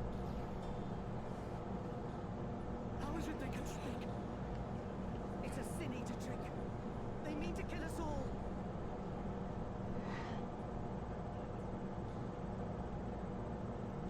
Obviously, these people have never seen Sin Eaters before. I really want to do this one. Yeah, I'm going to do this one.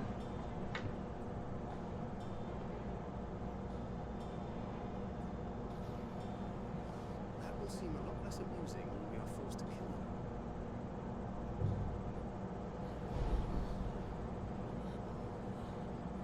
Well, maybe saying kill them is not a great call either, Thancred. For the love of... I had hoped that by accompanying you, we might come to understand one another. But all I have come to understand is that you have a knack for inflaming the natives. You've committed the cardinal sin of boring me. And so I retire to the shade.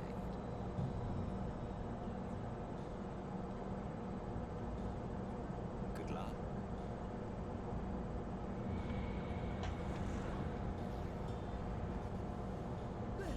Did you see that one disappear?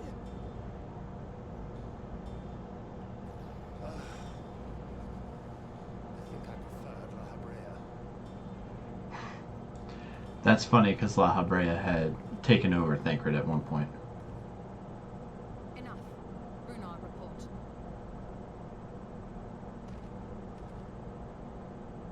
Master Matoya!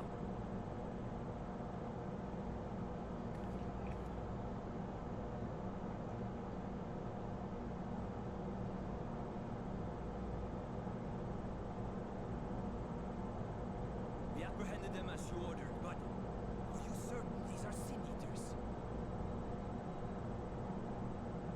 The intense light of the ether I saw was unmistakable. If not sin eaters, then what? Just passing queer that Y'shtola should mistake us for the enemy, is it not? Mayhap it have been too long since last she beheld the radiance of her mother.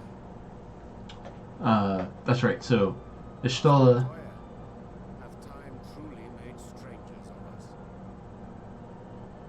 Y'shtola is blind, but has Recognize you, Urianger, Thancred. And this is Minfilia of the First, of whom you spoke before. Just so. And knowing as thou must that we come in peace, might I prevail upon thee to have thy comrades lower their arms? First explain this she basically has a the one I daredevil sense, but There is for not Aether. one manner of creature in this world whose ether is suffused with such an abundance of light.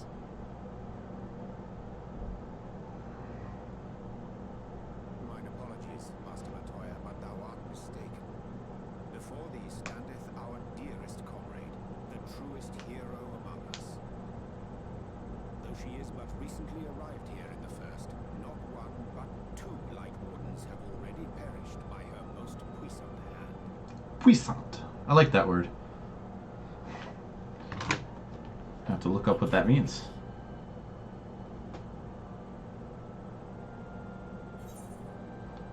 Having great power.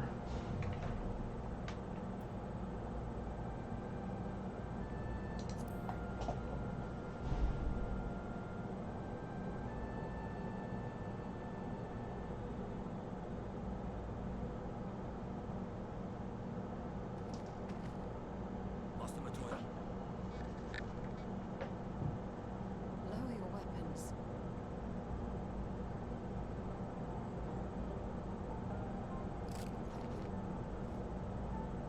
Has she gone black mage in this expansion? Come. I would give you a proper introduction to Raktika and its people. She used to be a white mage.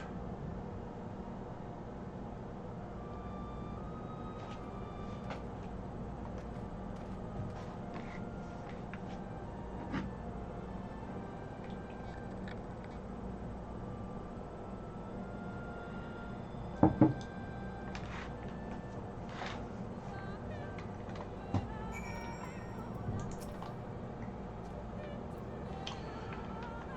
have been busy since arriving in the first, I gather, but I would hear the tale of your travels in more suitable surroundings. With Fort Gone yet to be rebuilt, the Knights Blessed have made their home in a settlement to the northeast. I will await you at its entrance. Follow the path through yonder gate and you will find me soon enough. Alright. We have managed to not be killed by the angry natives, as Emmett called them.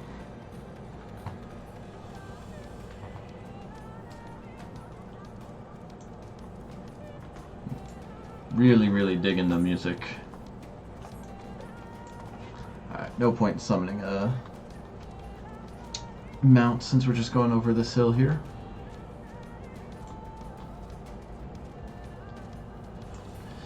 Still keeping an eye out for more hunts. Gotta get our nuts when we see them.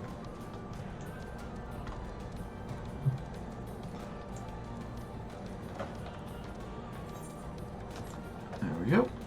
Looks like they're living in a cave.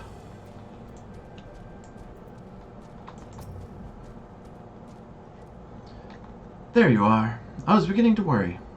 Much like the Twelves would, this forest has a way of dealing with those who stray too far from the beaten path. But I digress. Let me show you the home of the Knights Blessed.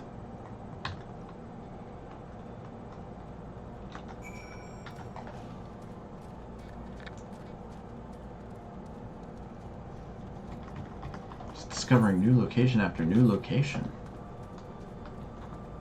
Too bad it doesn't give that many experience points.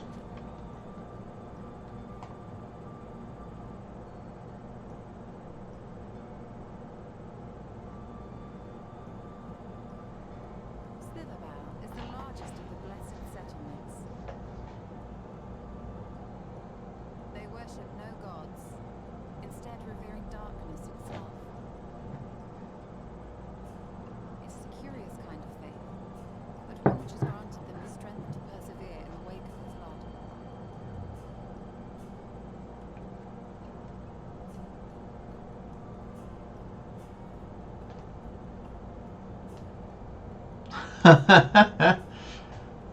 That is a great greeting for people who worship the dark. I hope you weren't expecting a grand feast by way of welcome. They are simple people.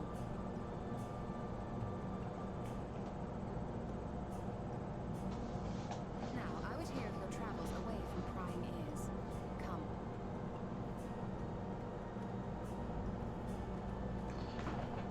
So, the Makote have the cat ears on top of their head, but their earrings still get worn where ears would normally be. Does that mean they have two sets of ears? People demand an answer. And now you seek the Light Warden of Rictica. In the days after I arrived in the first, I too relied upon the Crystal Exarch for guidance. But his penchant for secrecy and the telling of half-truths soon lost him my trust. And thus did I strike out on my own. My work eventually led me here to the forest, which I've come to know like the back of my hand. I cannot say with certainty where your quarry is hiding, but I'm confident I can narrow the search. Well, go on. Some few thousand years ago, this forest stood at the heart of the Empire of Ronka.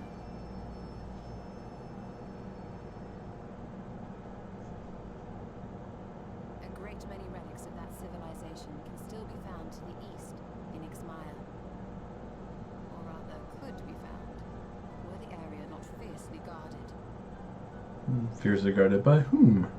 Ixmaya, you see, is home to a tribe of warriors whose lineage is said to date back to the time of the Empire. Any attempt to enter their territory is met with lethal force.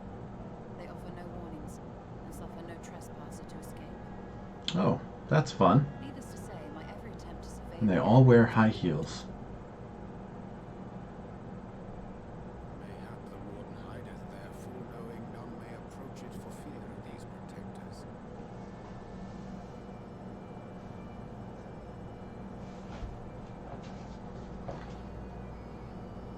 I gotta say, Uriange's and Ishtola's change in looks are some of the best. I find the timing of its discovery suspiciously convenient. If I did not know better, I would think someone was trying to curry favor with me. Although Ishtola's looking a little bit like Lulu from It would take Final time Fantasy to X. decipher these writings. Yet I would not be at all surprised if they somehow held the key to entering Ixmaya unmolested. The Exarch has a nose for serendipity. If there is aught I can do to assist thee in unraveling their secrets, thou needst only ask.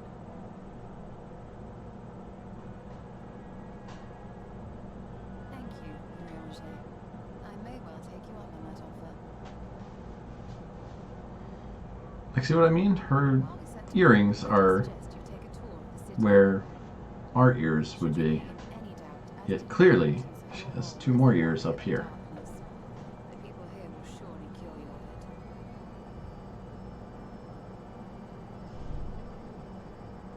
I must say, Ishtola, while most of us have struggled to come to terms with our altered circumstances, you seem to have adapted rather well. Lest you forget, Master Matoya and I dedicated our lives to uncovering the truth which hides at the heart of our world. Though separate, the fate of this reflection is nevertheless bound to that of our home. That I would be daunted by such an invaluable opportunity is absurd. But what of you, Thancred? Could it be that you are still struggling to come to terms with the nature of your young companion?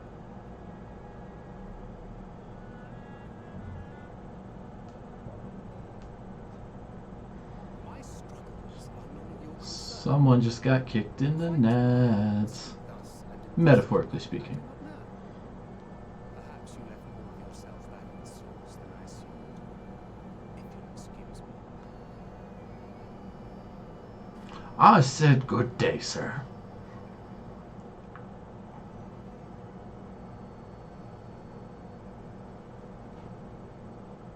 He understands that I'm not the same, that I'm not her. Understands, perhaps, but does not accept. The question being whether he ever will. And whether you will, more importantly. As difficult as your circumstances may be, they are yours, not his. It is you and you alone who bears ultimate responsibility for your life.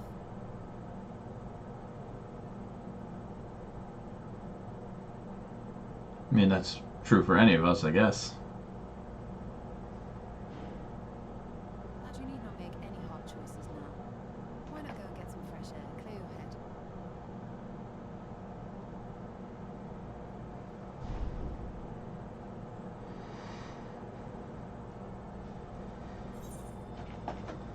Alright, we got some pants. Level 4 of 3 as well.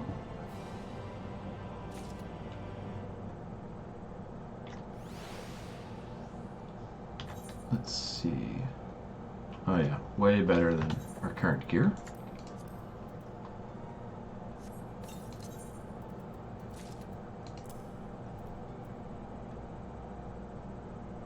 Go ahead and save that up and let's carry on with the story.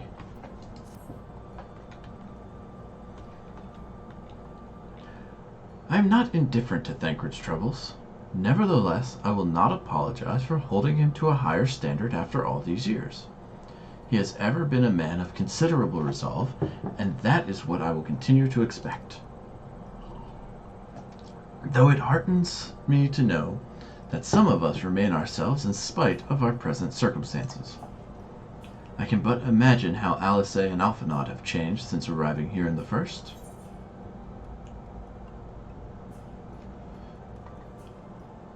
I'm gonna go with change is part of life. truer words have never been spoken. You're right.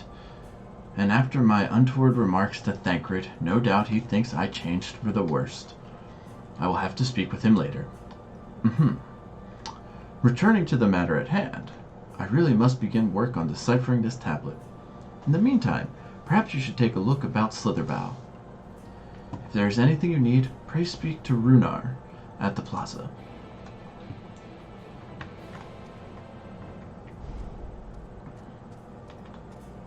Oh good, we don't have to change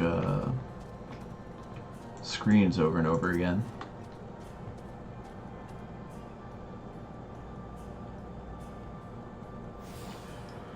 Alright, we've attuned to the Ith right here. Oh boy, excuse me. Doesn't seem like there's much in this town.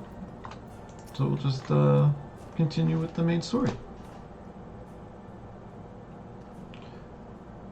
Welcome, friend. Welcome. Oops.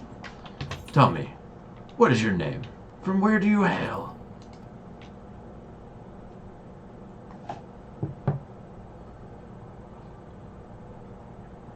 From the Crystarium. I see. And this tablet you've brought may help us find the Light Warden here in Raktika? Well, you are welcome to stay with us as long as you need. Come, let me show you around.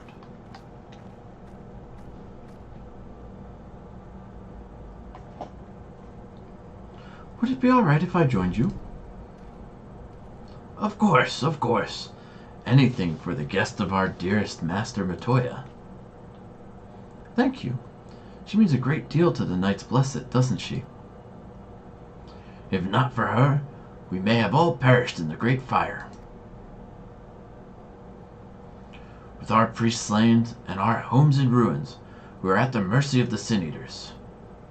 It was she who drove them back, and with her sage guidance, we were able to rebuild.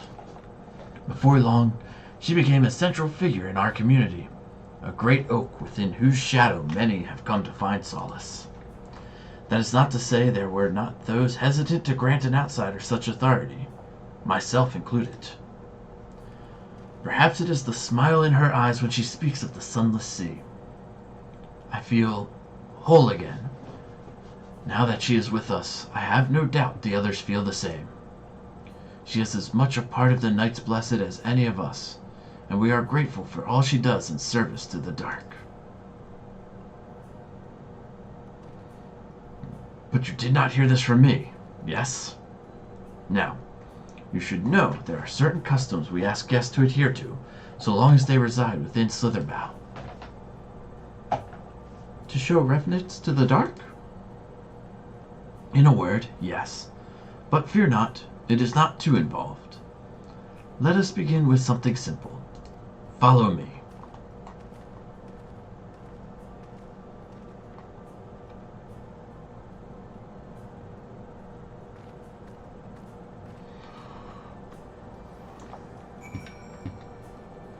All right.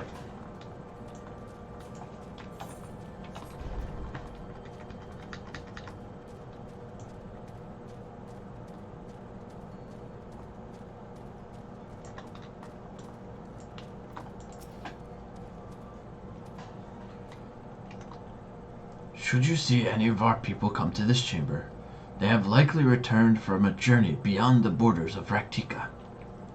We use the water stored here to cleanse ourselves of the light's impurity.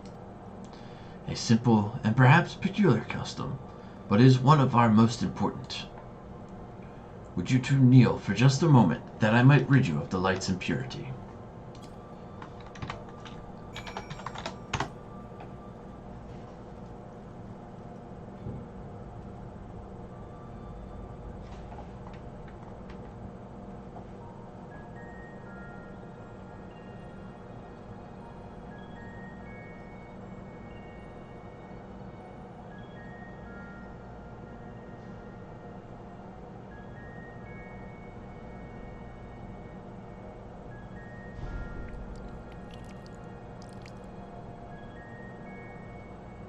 I like how they show off the customs of the different peoples. As Runar lightly sprays you with water, your skin begins to tingle. What's in that water? And with that, you have been cleansed of the light's blighted touch. How do you feel? Moist. I'm not sure, to be honest. Not refreshed exactly, but I do feel different. Has this water been treated in some way?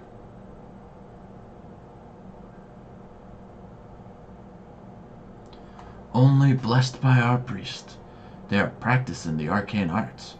As such, it is said their prayers imbue the water with a faint, dark energy. A prickling sensation? No one has ever spoken of such a reaction before. I wouldn't say it was an unpleasant sensation, but I too felt something strange.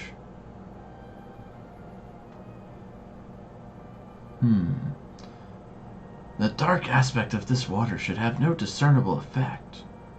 Unless... By the gods! Master Matoya was right. You are sin eaters.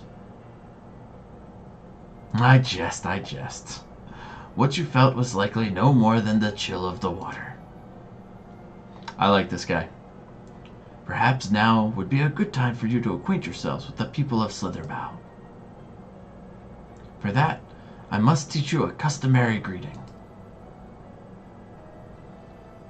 Alin Tuta, in the language of Rantka, it is one of several ways one might say, good evening. The world is not as safe as it once was, and this greeting lets us quickly discern friend from foe. Is there a handshake or gesture we should know too? I would hate to offend anyone. You need not worry. Merely speak the words Alin Tuta, and they will know you are friends of the blessed. I will await your return here. Now go. They are like to be heartened by your knowledge of our ways.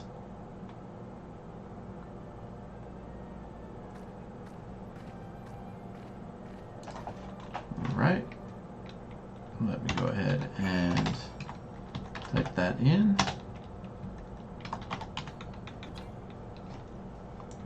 And then we can go around and say that to a few people. But yeah, good travel advice in general. Any place you go, learn how to say hello. And the other pleasantries. The elderly woman smiles warmly.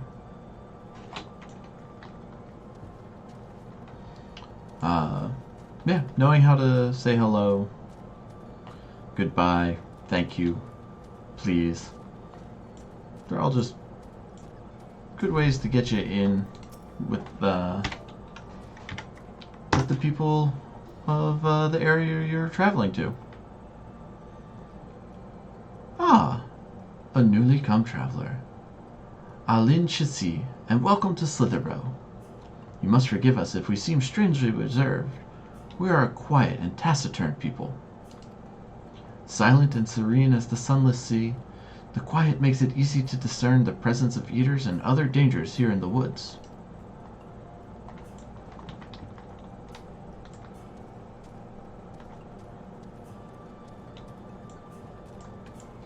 And if you're not very good at learning languages, and you're unable to learn enough to be conversational, at least learn enough to apologize for being bad at learning their language.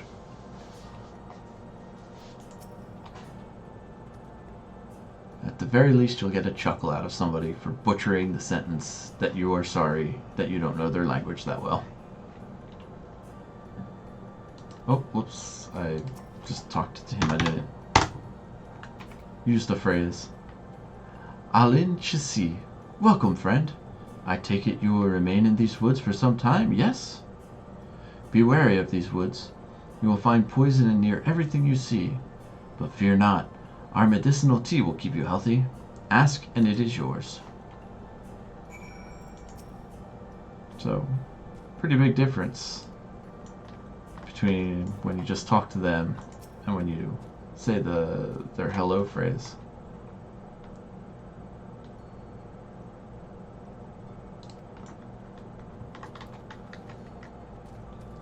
Alright, we can go back to Runar.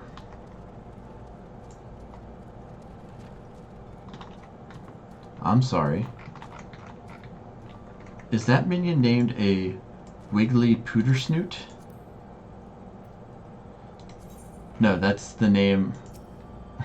That's the name of the player. Okay. I would like a minion called the what was it? Wriggly Pootersnoot. That is a great name. Great name.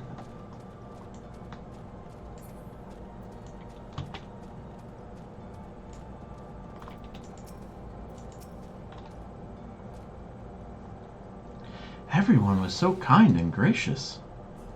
I was nervous at first, but already I'm starting to feel at home. There is still much I have to learn about the Knights Blessed, but their faith and strength of will is nothing short of inspiring. I can see now how they've built such a thriving community.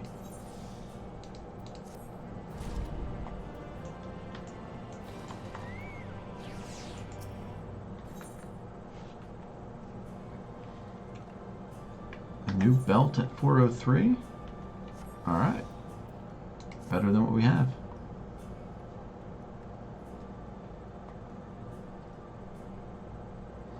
Ah, you're returned. Very good. No doubt they were glad of your company. It has been too long since we have had visitors. Remember, if you have questions or there's anything you need, do not hesitate to ask.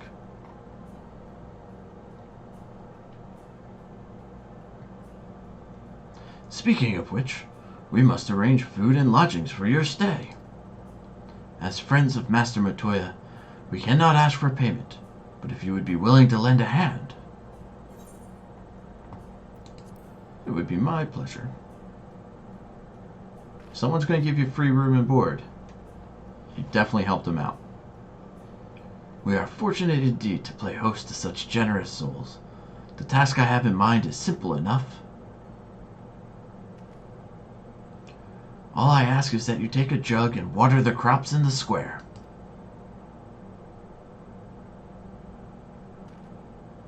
May I help too? Of course. One of you can do the filling and the other the watering. Speak with Ursabel when you have finished. She will be relieved to hear the crops have been tended to. While you take care of that, I will see to your room and a warm meal. Right then, I'll fill, you water.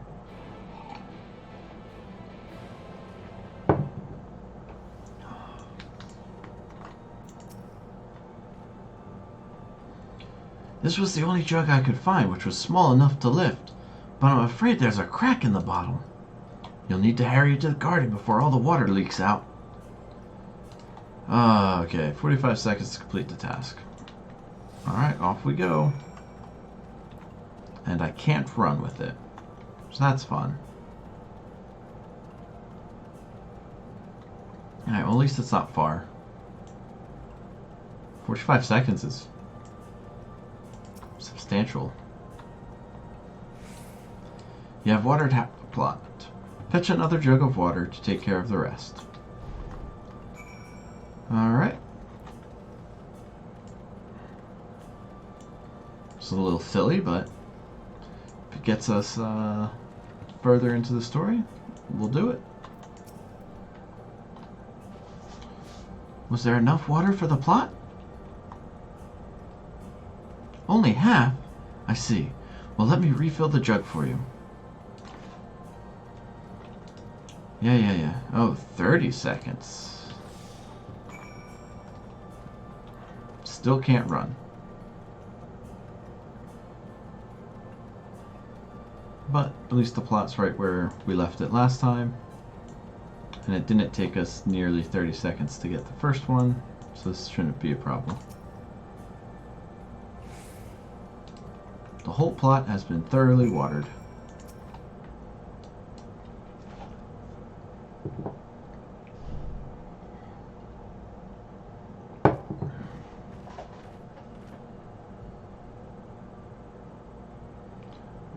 Well met, travelers. I observed you earlier speaking with the others. Have you need of something? You watered the crops? Ah, my apologies for not noticing sooner. I have been rather distracted of late. Watering the crops was always Tojia's duty, but she is no longer with us. We have since taken to sharing the duty, though never with guests. You are most kind. Is there anything else we can do to help? We could plant something if you like. There is no need. The plot is small, it is true, but it provides us with enough to survive. We ask for no more.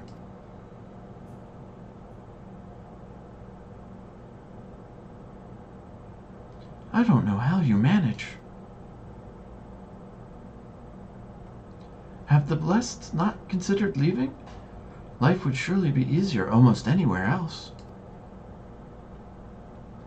I can understand why you might say that, but the easiest path is not always the right one. Tell me, do you know our history? How our faith came to be? Yes, I believe so. The Knights Blessed was initially formed by those who lost their homes in the wake of the flood. What began as an occasional gathering of survivors eventually grew into a community, which ultimately decided to strike out on its own in the Ratika Greatwood. I see you have read your history. But there is a history that is told, and one that is lived. Like so many in those times, the first of the Knights Blessed lost everything. Their homes, their loved ones, all they held dear. To make matters worse, none could say what became of the souls of those lost to the flood when their bodies were reborn as sin-eaters. The people were without answers, without hope, their gods having drowned along with everything else. It seemed that nothing was beyond the reach of the light. But soon, they realized that there is light. There must be darkness. And in that truth they found new faith, a belief that the souls of the departed could yet find peace beyond these burning skies, in the sunless sea above. That is why we pray, for the safe passage of wayward souls unto that blessed black abyss, for the return of the night, that we might someday look upon the kingdom of heaven with our own eyes. We remain in these woods for the selfsame reason our founders first chose them, that we may lead lives of simplicity, with the shade of these trees as a constant reminder of our faith. With so many seeking paradise in Yulmore, it's refreshing to find people who value a humbler existence. You are so kind to say so. Many consider our way of life foolish, and so it must seem to those who yet cling to their worldly possessions. In times such as these, when everything can be taken away in an instant, it is all too easy to lose sight of why we fight to go on living. It is not to hold fast to material things, but to hold those who went before us in our hearts, to keep alive the legacy they have left us. This we must do for them, our children, and generations yet unborn. To keep their legacy alive.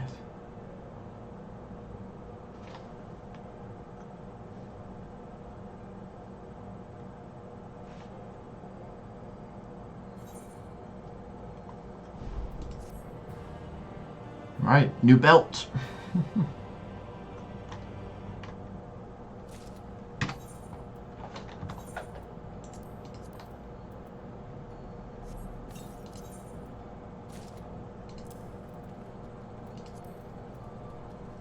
Okay. Slowly getting better and better gear. And more chores from Runar. Done tending to the crops already?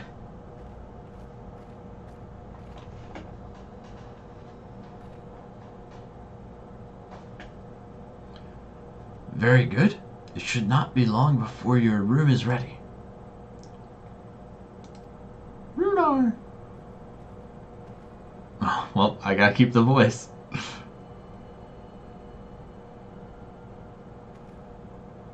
In the woods, sin eaters. I fear they may have the touch. Where? In the grove to the southwest.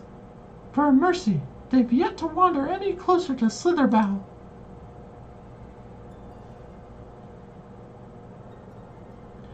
Then we have no need to engage.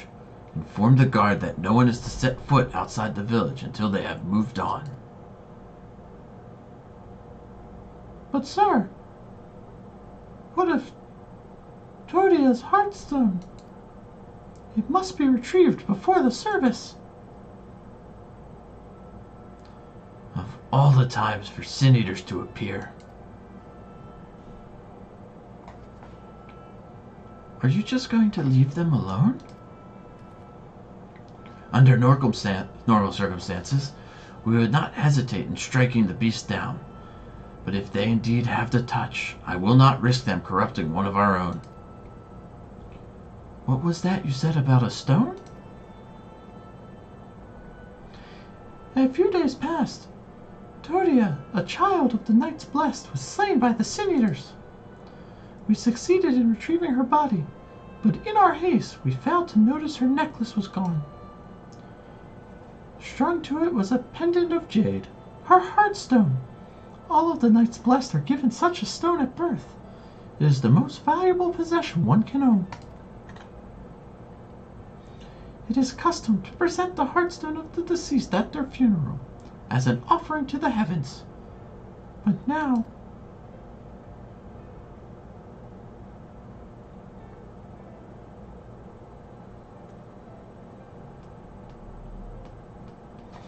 Here's where we get volunteered. What if I could find it for you?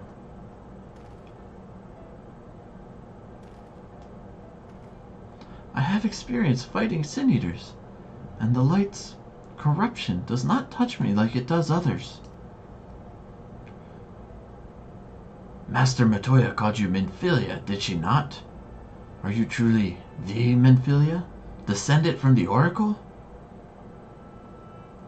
Even so, I dare not ask you to risk your life for the blessed. I understand how you feel, but I can't stand by knowing that your people are in need and I can help. Please, let me do this.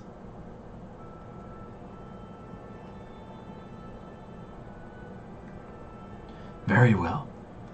But if the danger proves too great, you must retreat. I could never forgive myself if we were forced to hold a second service.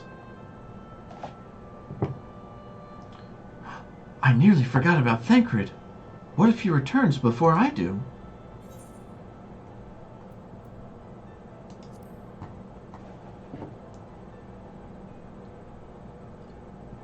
Since she didn't volunteer me, I will volunteer to help her out. Thank you. With you at my side, I'm certain we can deal with them in no time at all. Go swiftly, and may the shadows keep you both. Alright, a little bit of combat.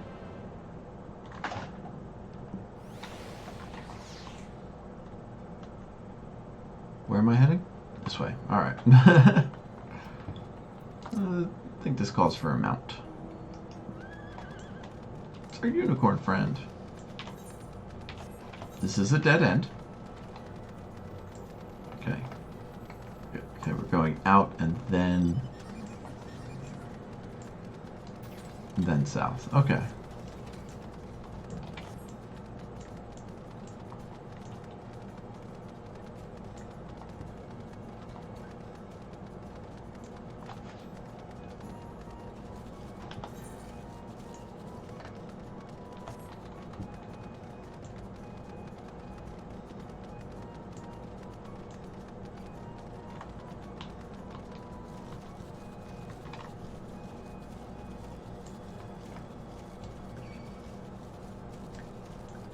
a pretty cool looking place. Not as cool as Ilmeg, in my opinion.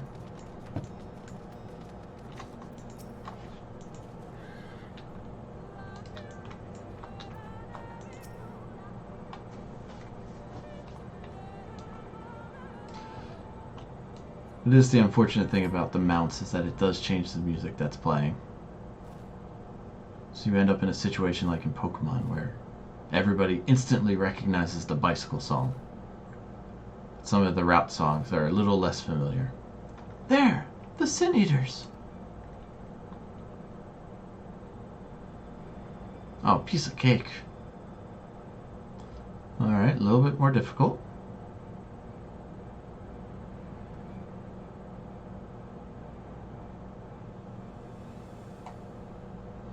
I was hoping there would only be one.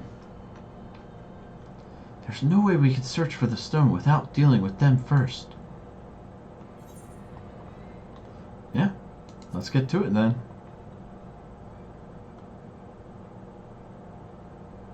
What? Shouldn't we make a plan first?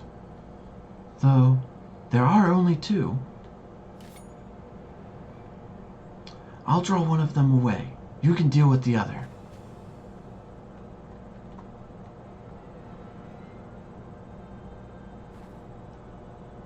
We got this.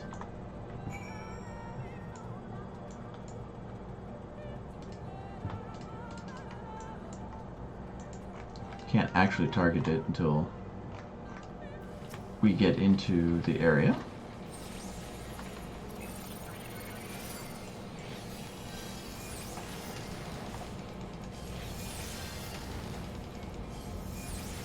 Oh geez, we really hit for some damage here.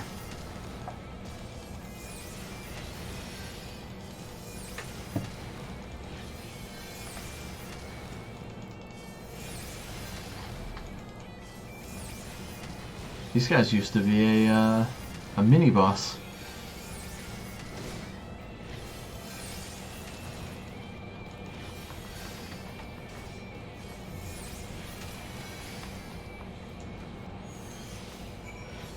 Alright, we've defeated the Sin Eater. Let's go help out Minfilia.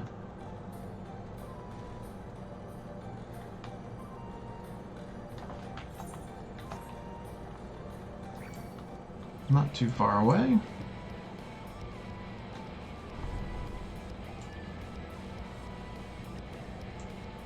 Looks like she succeeded as well. Lillian, there you are. It's done. Though, I fear I was a bit careless. I'll do better next time, I promise.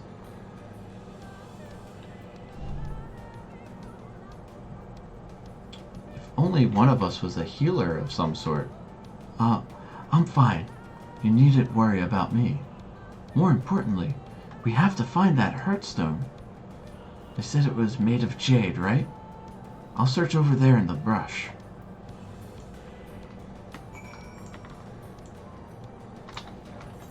Oh boy, they gave us a nice big area to search. Alright, let's see what we can do while also avoiding unnecessary fights. Found it! Oh, never mind, we just found a pile of leaves. That may or may not be it.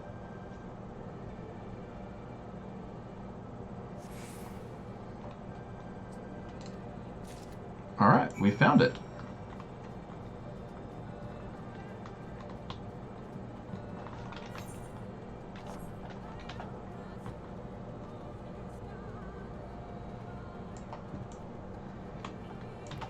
There she is. Alright.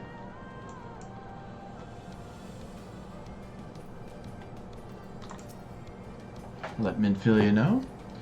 Did you have any luck? It's beautiful. This has to be it. You know, Thancred's always said you were a woman of many talents, and I think I'm beginning to understand what he meant. I have much to learn if I'm to be even half the hero you are. The hero She was. Oh, I'm sorry. Forget I said anything. We should hurry back to Slitherbow. Runar and the others are probably worried.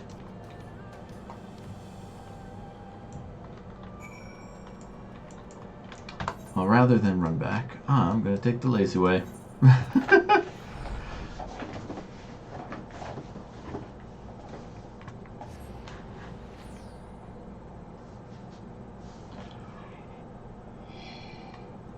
Ooh, excuse me.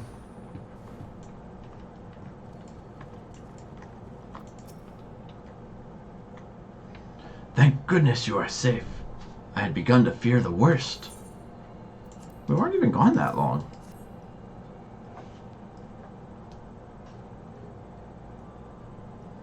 By all that is dark, you found it. We can proceed with her service as planned.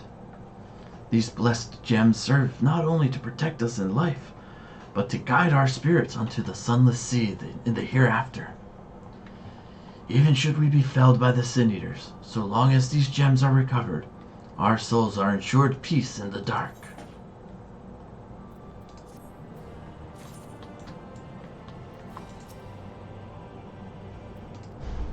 Yeah, I think Minfili's getting chewed out by Thancred. Oh, there we go. Runar lets out a sigh of relief. Words fail to express my gratitude for this kindness you have done for the blessed. I must insist you and your friends attend Tojia's service as honored guests. There is still much we must do to prepare, but please, go and inform the others it will be held in the darker. When you arrive, there should be an attendant present to explain the proceedings.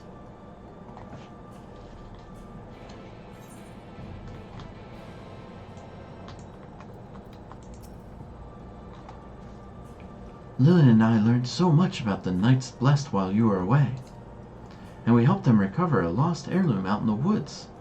I know I wasn't supposed to leave, but they really needed our help. They were Sin Eaters, and as long as she accompanied you. But do try to be more careful. Your injuries could have been a lot worse. How did you? Let's just say a little bird told me, and it's telling me now that Lillian has business with us. Is something the matter? They've asked us to attend the service. Of course we'll go. It's being held in the darker, is it? We'll take care not to be late, I promise. Do I have to tell everybody? No, just Minfilia, and then I can go back down into the darker to talk to that placid elder again.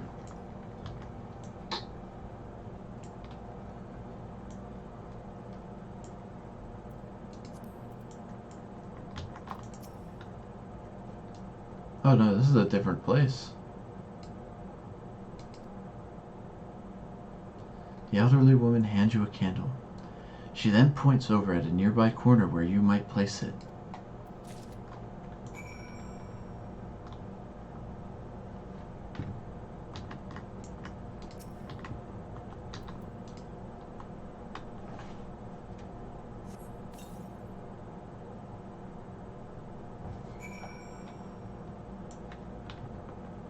And now we wait.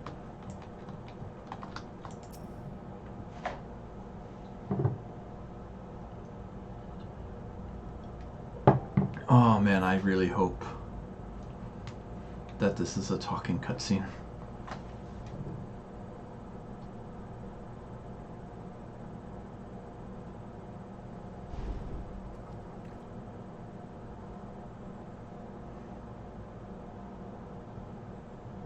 seemed only right that we show our faces. May we join you?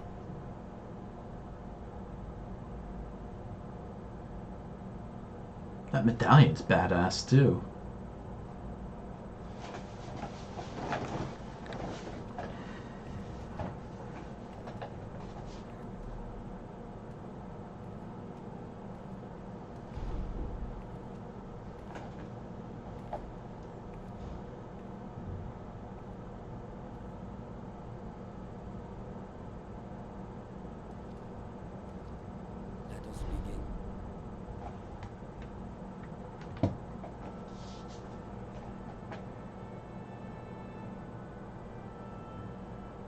Again, I'm liking the way they make all of these communities more diverse.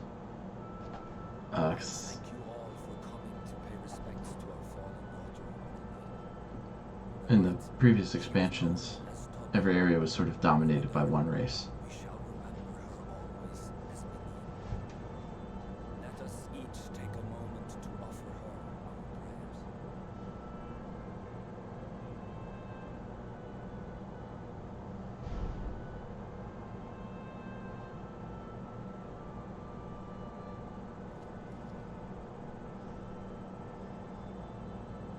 We entrust her now to the night's sweet embrace.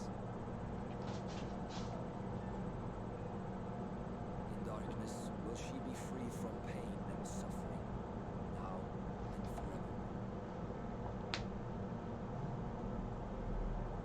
May her soul find peace in the sunless sea of heaven, and in the love we bear for her in our hearts.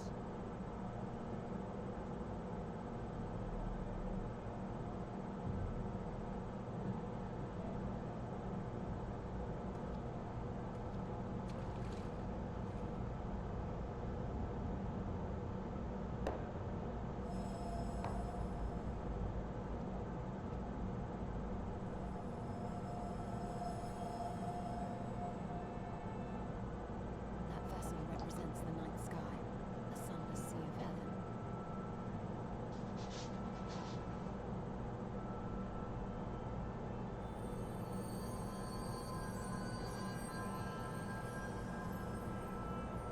That's cool.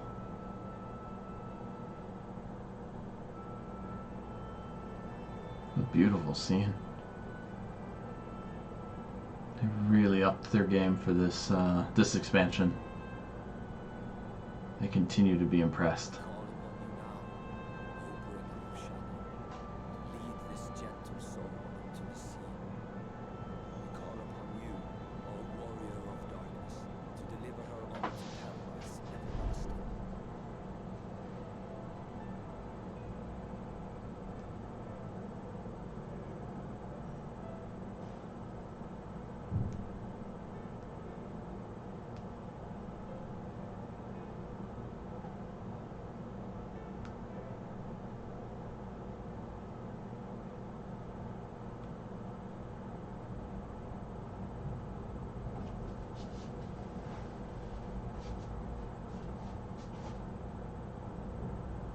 I am told you assisted in the preparations for the service. On behalf of the Blessed, you have my sincerest thanks. The enduring legend of the Warrior of Darkness owes much to the traditions of these people. And none were more ardent in their faith than Todia. She Todia. was greatly moved by your presence.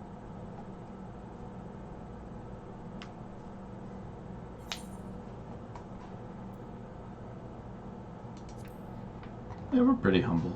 We don't deserve that sort of reference.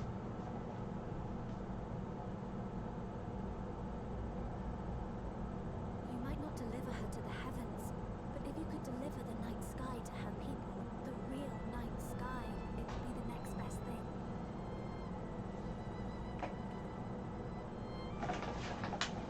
Their prayers were finally answered. They could gaze up at the firmament and see their ancestors in every twinkle of the stars. We cannot allow their hopes and dreams to drown in the light. We have to bring back the dark. If we don't, who will?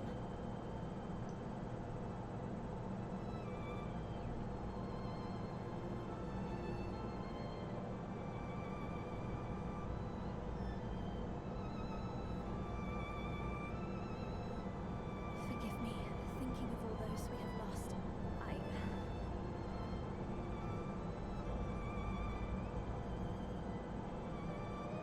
No, it's all right. We will bring back the dark. It's interesting, Thancred's eyes can't tell if they want to be gray or yellow.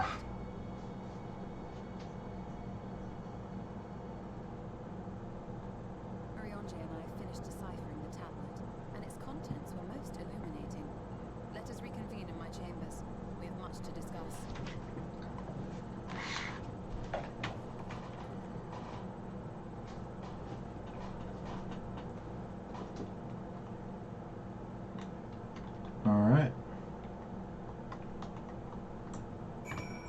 Let's find out what that tablet was all about.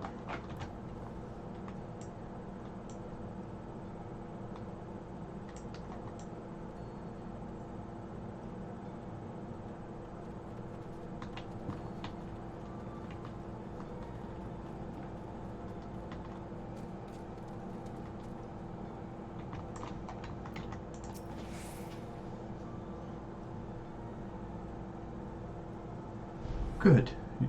Wait, what was her voice? Good, you're here. Thanks to the XIV's gift, our next course of action is now clear.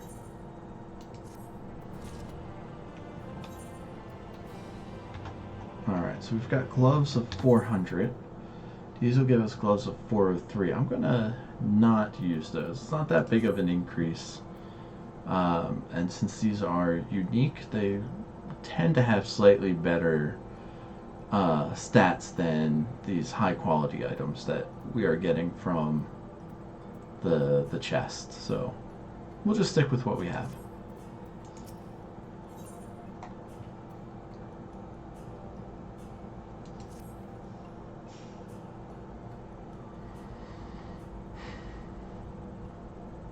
Let me begin by first explaining the origins of this tablet. I initially believed it might detail the history of the Church of the First Light. Much to my surprise, it dates back to the end of the Ronkin Empire, and was likely written under the direction of the reigning ruler. It was a time of strife and unceasing war with neighboring nations. With each passing day, they yielded more and more territory to their enemies. In their desperation, petitions for aid were sent out to their allies. This was one such petition. And you think this ancient petition will somehow help us get into Ixmaya? Indeed we do. For etched into this tablet is a method by which one may prove themselves an ally of the Ronkin Empire. Provided we are able to decipher said instructions, we may entreat the ruin's protectors to grant us safe passage.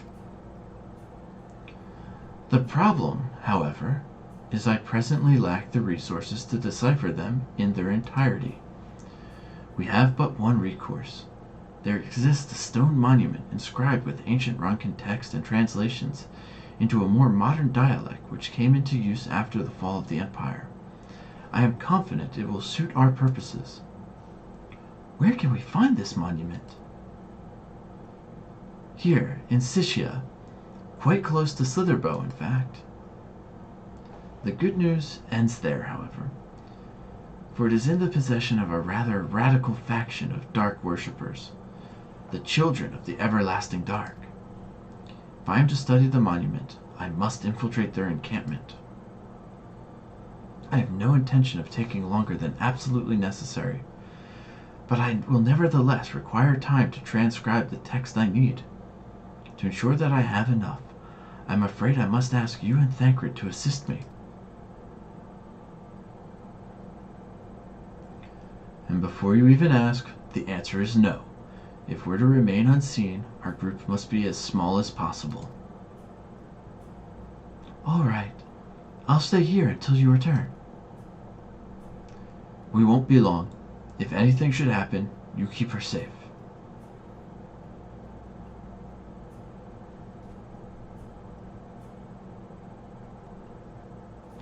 Then let us convene outside, to the west of Slitherbow, where the path diverges.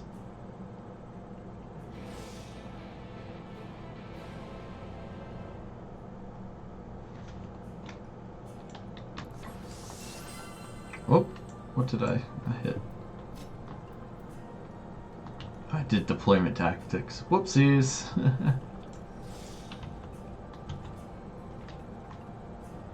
Alright. It is 9:16. Maintenance is going to start in 45 minutes. I don't know how long this next quest is going to take, but I feel like this is a good point to call it a night. So we're gonna hang out here, sit on this log, until next time.